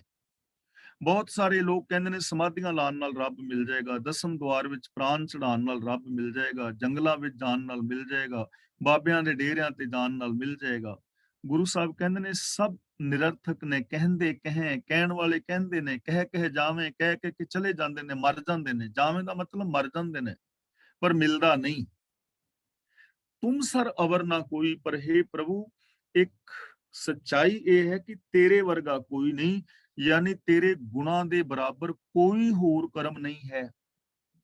ਕਹਿਣ ਵਾਲੇ ਤੇਰੇ ਗੁਣਾਂ ਤੋਂ ਬਿਨਾਂ ਕਹਿੰਦੇ ਜਾਂਦੇ ਨੇ।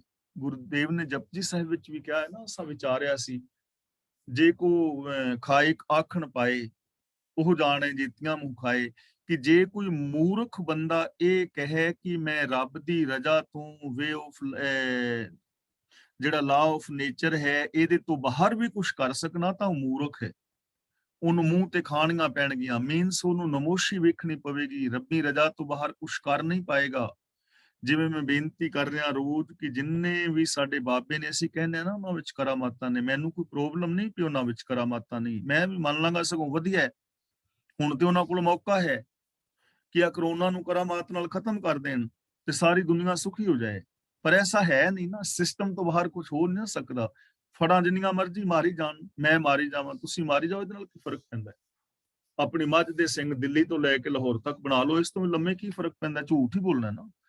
ਕਹਿੰਦੇ ਕਹਿ ਕਹਿ ਕਹਿ ਜਾਵੇਂ ਕਿ ਤੇਰੇ ਨਾਮ ਤੋਂ ਹੁਕਮ ਤੋਂ ਉਲਟ ਬਹੁਤ ਕੁਝ ਲੋਕ ਕਹਿ ਕੇ ਮਰ ਖਪ ਜਾਂਦੇ ਨੇ, ਪਰ ਉਹਨਾਂ ਨੂੰ ਮਿਲਦਾ ਕੁਝ ਨਹੀਂ। ਤੁਮ ਸਰ ਅਵਰ ਨਾ ਕੋਈ, ਭਗਤਹੀਣ ਨਾਨਕ ਜਨ ਜੰਪੈ, ਹਉ ਸਾਲਾਹੀ ਸੱਚਾ ਸੋਈ। ਇੱਥੇ ਸਾਲਾਹੀ ਨਹੀਂ ਪੜਨਾ, ਬਿੰਦੀ ਲਾਣੀ ਹੈ, ਸਾਲਾਹੀ। ਭਗਤਹੀਣ ਦਾ ਮਤਲਬ ਭਗਤੀ ਤੋਂ ਹੀਣਾ। ਜਿਹਨੂੰ ਇਹ ਲੋਕ ਭਗਤੀ ਕਹਿੰਦੇ ਨੇ ਨਾ, ਕਿ ਮਾਲਾ ਫੇਰਨੀ ਔਰ ਇੱਕ ਸ਼ਬਦ ਨੂੰ ਉਚਾਰੀ ਜਾਣਾ, ਗੁਰੂ ਜੀ ਕਹਿੰਦੇ ਨੇ ਮੈਂ ਉਸ ਭਗਤੀ ਤੋਂ ਹੀਣਾ ਹੀ ਆ, ਮੈਂ ਤੇ ਉਹ ਭਗਤੀ ਕਰਦਾ ਹੀ ਨਹੀਂ। ਗੁਰੂ ਨਾਨਕ ਦੇਵ ਜੀ ਨਾ ਤੀਰਥਾਂ ਤੇ ਨਹਾਉਂਦੇ ਨੇ, ਨਾ ਵਰਤ ਰੱਖਦੇ, ਨਾ ਸਰਾਧੇ, ਨਾ ਉਹ ਕਿਤੇ ਦਸਮ ਦੁਆਰ ਵਿੱਚ ਪ੍ਰਾਨ ਚੜਾਉਂਦੇ, ਨਾ ਉਹ ਤਪ ਤਪੱਸਿਆ ਕਰਦੇ, ਉਹ ਤੇ ਇਹਨਾਂ ਚੀਜ਼ਾਂ ਨੂੰ ਮੰਨਦੇ ਹੀ ਨਹੀਂ। ਇਸ ਲਈ ਉਹ ਕਹਿੰਦੇ ਨੇ ਦੁਨੀਆ ਵਾਲੀ ਭਗਤੀ ਤੋਂ ਮੈਂ ਹੀਣਾ ਹਾਂ। ਭਗਤਹੀਣ ਨਾਨਕ ਜਨ ਜੰਪੈ, ਜੰਪੈ ਦਾ ਮਤਲਬ ਮੈਂ ਬੇਨਤੀ ਕਰਦਾ ਹਾਂ। ਹਉ ਸਾਲਾਹੀ ਸੱਚਾ ਸੋਈ, ਸੋਈ ਦਾ ਮਤਲਬ ਸਾਰ ਲੈਣ ਵਾਲਾ, ਸੱਚਾ ਦਾ ਮਤਲਬ ਸਦਾ ਥਿਰ ਰਹਿਣ ਵਾਲਾ, ਸਾਲਾਹੀ ਦਾ ਮਤਲਬ ਮੈਂ ਸਿਫਤ ਸਲਾਹ ਕਰਦਾ ਹਾਂ। ਗੁਰੂ ਜੀ ਕਹਿੰਦੇ ਨੇ ਮੈਂ ਤੇ ਇਹੋ ਜੀ ਭਗਤੀ ਤੋਂ ਹੀਣਾ ਹੀ ਆ, ਮੈਂ ਤਾਂ ਸਿਰਫ ਸੱਚੇ ਪ੍ਰਭੂ ਦੀ ਸਿਫਤ ਸਲਾਹ ਕਰਦਾ ਹਾਂ। ਮੈਂ ਤਾਂ ਸਿਰਫ ਸੱਚੇ ਪ੍ਰਭੂ ਦੇ ਗੁਣ ਗਾਉਂਦਾ ਹਾਂ, ਸੱਚੇ ਪ੍ਰਭੂ ਦੀ ਰਜ਼ਾ ਵਿੱਚ ਤੁਰਦਾ ਹਾਂ। ਤੇ ਸੱਚੇ ਪ੍ਰਭੂ ਦੀ ਰਜ਼ਾ ਵਿੱਚ ਤੁਰਨਾ ਔਰ ਸੱਚੇ ਪ੍ਰਭੂ ਦੇ ਗੁਣਾਂ ਨੂੰ ਗਾਣਾ ਹੀ ਰੱਬ ਦੀ ਭਗਤੀ ਹੈ। ਔਰ ਗੁਣਾਂ ਨੂੰ ਪਾ ਲੈਣਾ ਹੀ ਰੱਬ ਨੂੰ ਪਾ ਲੈਣਾ ਹੈ। ਗੁਣਾਂ ਵਿੱਚ ਆਪਣੀ ਸੁਰਤ ਨੂੰ ਮਿਲਾ ਦੇਣਾ ਹੀ ਰੱਬ ਦੇ ਅੰਦਰ ਮਿਲ ਜਾਣਾ ਹੈ।